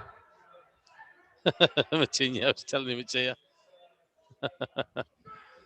Say it's not going to make a huge amount of difference to the outcome of this game. I don't think this ball. Well, they haven't put it. I've got one player in the penalty area. I don't think it'll go in there. 3 players stood around the ball. Ward-Prowse takes it short. Adams to Redmond, who will take it towards the corner flag. Trying to play it off Kiana Hoover. And there's the final whistle. And Wolves' long wait to reach an FA Cup final will go on. Beaten at the 5th round stage by Southampton. 2 goals in the second half. A big stroke of fortune about the first, where Danny Ings just beat the offside trap. John Ruddy made an initial save and the ball hit Ings and rolled into the empty net. Wolves, in truth, didn't really create too many opportunities, though Fraser Forster denied Adama Traore with his feet. And then, with an awkward pass back to Ruddy, that presented possession to Southampton, Stuart Armstrong found the back of the net via the inside of the far post. These two will meet again in the Premier League in a matter of days. First blood to Southampton as regards that kind of challenge. It finished here, Wolves 0, Southampton 2. It's the Saints who go marching on in the FA Cup, and Wolves will hope to try and gain a bit of revenge in the Premier League on Sunday. Yeah, you would think so. And there's going to be a different starting lineup, I think, in that back line and in the front line, which started this game. But again, so like Southampton come here, so they've done a job. They looked in control of the game. It's unfortunate that we didn't really threaten them as much as I would like. You just look at the way that the players come up there. You can see that they're disappointed. You can see what it means to Southampton. Opportunity to get into the next round of the Cup. But again, so look, it's something that they've got to have a look at. And it just shows you that we can't just leave out the big players in games like this, because they've basically played a strong team. They're probably the strongest team out there to start with. But again, so we've got the league game to play now at the weekend. We'll take a quick break and then we'll get more from Tomo and from Carl Ikeme and Chris Iwelumo here on Wolves TV, Matchday Live. Wolves are out of the FA Cup. We'll ask why in just a couple of minutes.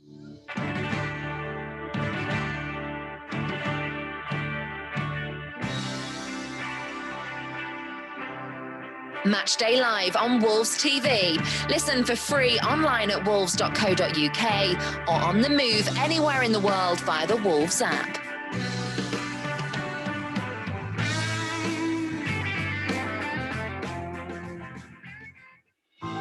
We can't welcome you to the Wolves megastore at the moment, but our online store is available 24/7. Visit shop.wolves.co.uk for huge savings on replica kits, training wear and exclusive Wolves clothing ranges. The Old Goal Club has a new series, My Golden Game. Speaking to former and current players, coaches, managers and fans of the matches that meant the most to them. It's a club who I have in my heart, and I always keep following it. I'd been back to Molineux on a few occasions, and I never got a good reception, and that hurt me a little bit. Not that I thought I deserved better, but maybe because of those 2 games against West Brom, where I scored 4 goals in 2 appearances. Check out the series so far, featuring the likes of Julian Lescott, Kevin Doyle, Neil Emblem and Dennis Irwin. I was absolutely delighted when they came in from League One, and even more so when, after having a tough first 4 or 5 months, that we were on a bit of a roll and ended up playing in this fantastic game. Old Goal Club, My Golden Game, available now.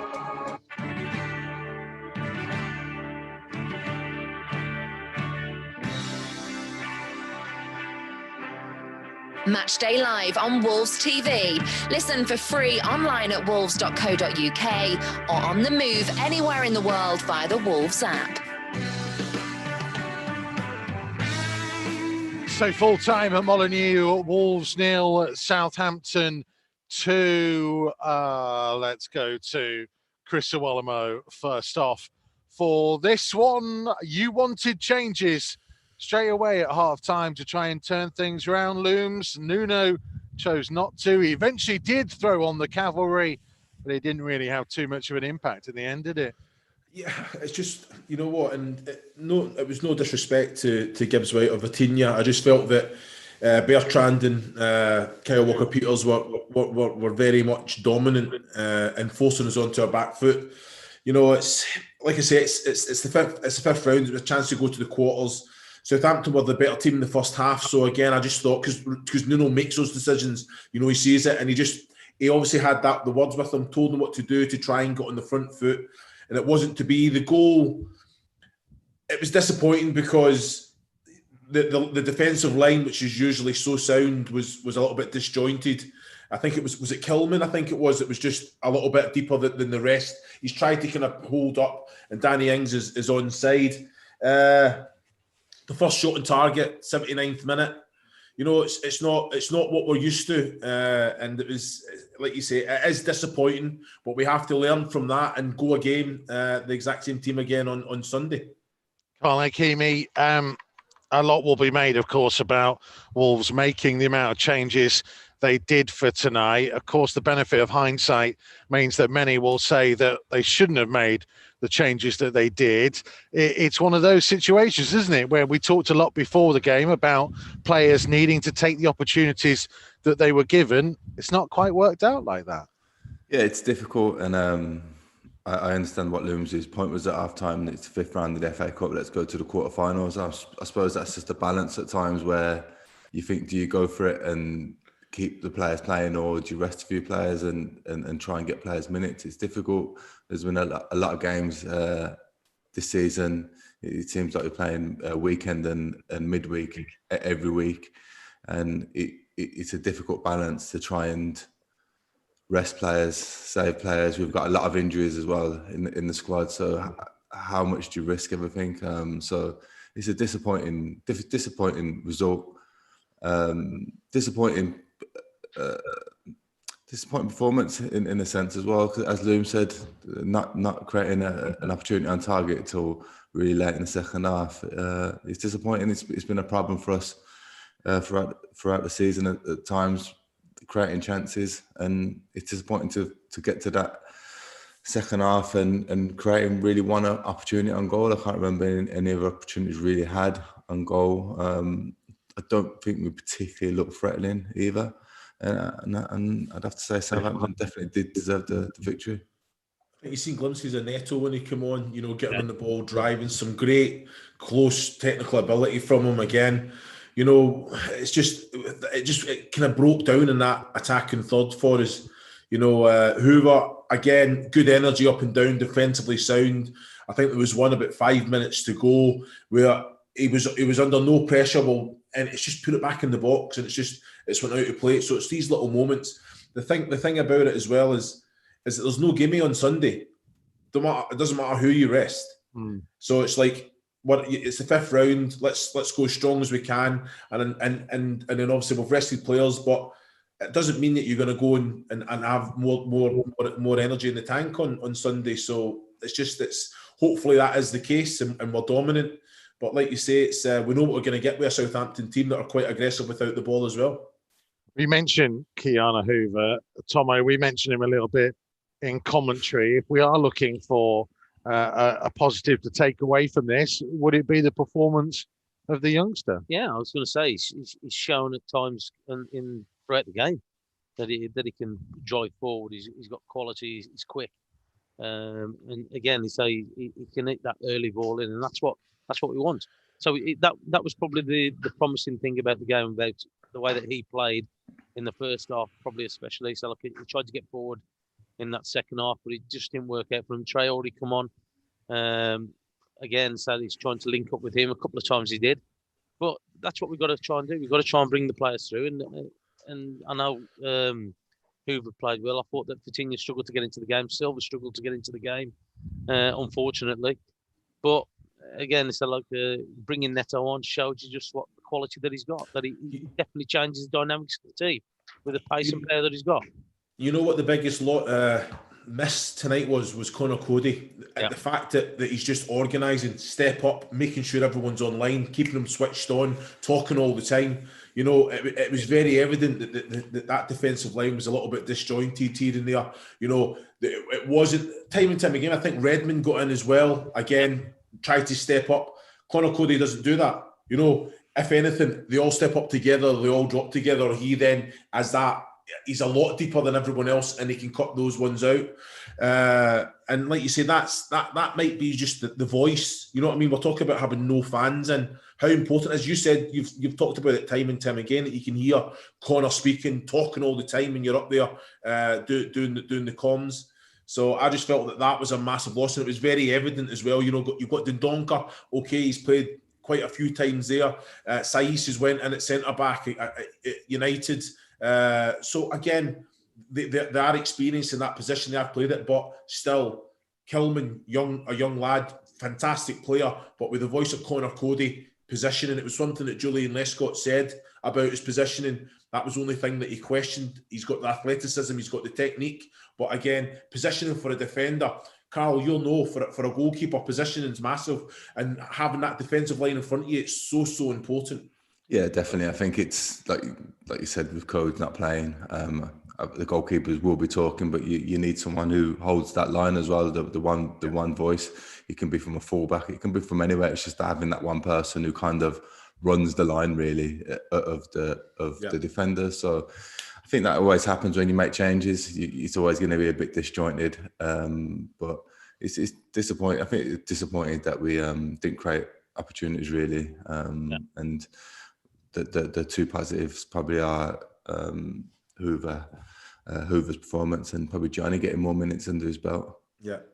Let's talk about the goals the Wolves conceded. I presume you boys have got the same TV feed that we're watching on our screens up here. I haven't really seen a kind of a still image of that offside, of how marginal and close it really was, because from the naked eye and from some of the replays we've seen, it was incredibly close. They obviously did check it and decided that Danny Ings was just onside. And from a goalkeeper's point of view, Carl Ikeme, John Ruddy must be thinking, what has he got to do? Because he makes the save and then it's just a rebound. Yeah, it's unfortunate. I felt like it was just onside, just from the views that we've seen.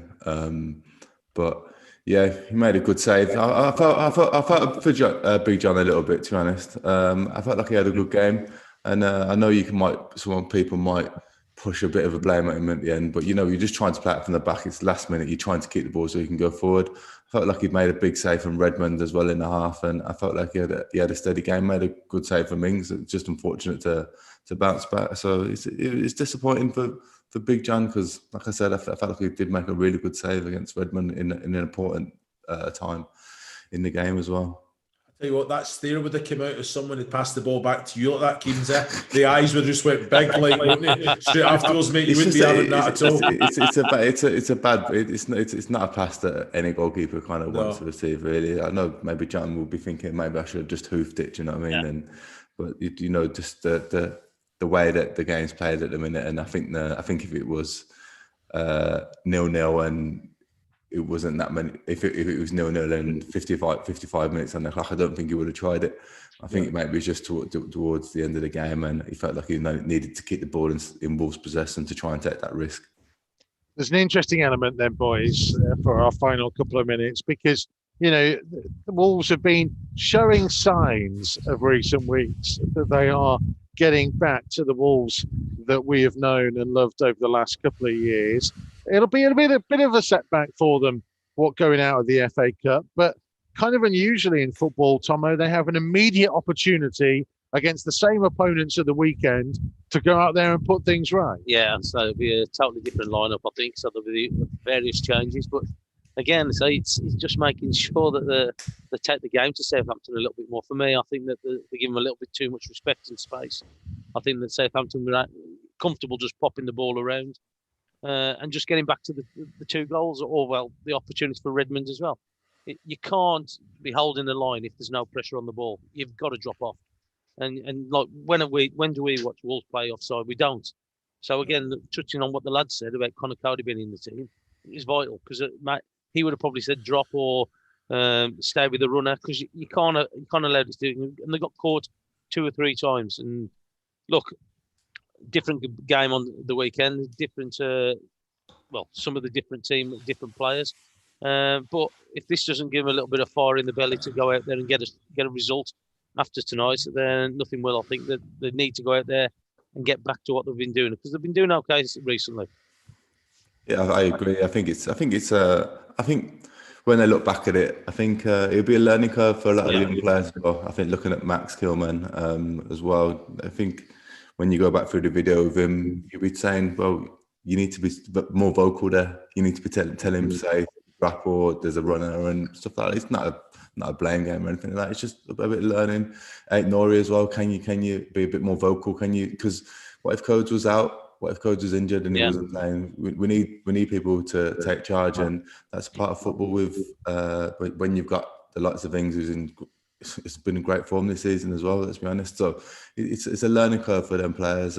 It's obviously disappointing to go out to the 5th round of the FA Cup, but I do feel like there's more important things in this season. I'd rather be on track for the rest of the season and turn it around than a cup run, in all honesty. Okay, boys. Thank you very much indeed, Chris Iwelumo, Ikeme, Andy Thompson. As ever, we will be with you bright and early on a Sunday morning for that trip down to St Mary's, where hopefully Wolves can get a little bit of revenge. Good luck to the Wolfpack Howlers, who are doing their live broadcast right now in honor of Feed Our Pack. So if you do want to try and cheer yourself up this evening, tune into them and maybe donate some money to a worthy cause as well. We'll see you Sunday. Have a good couple of days.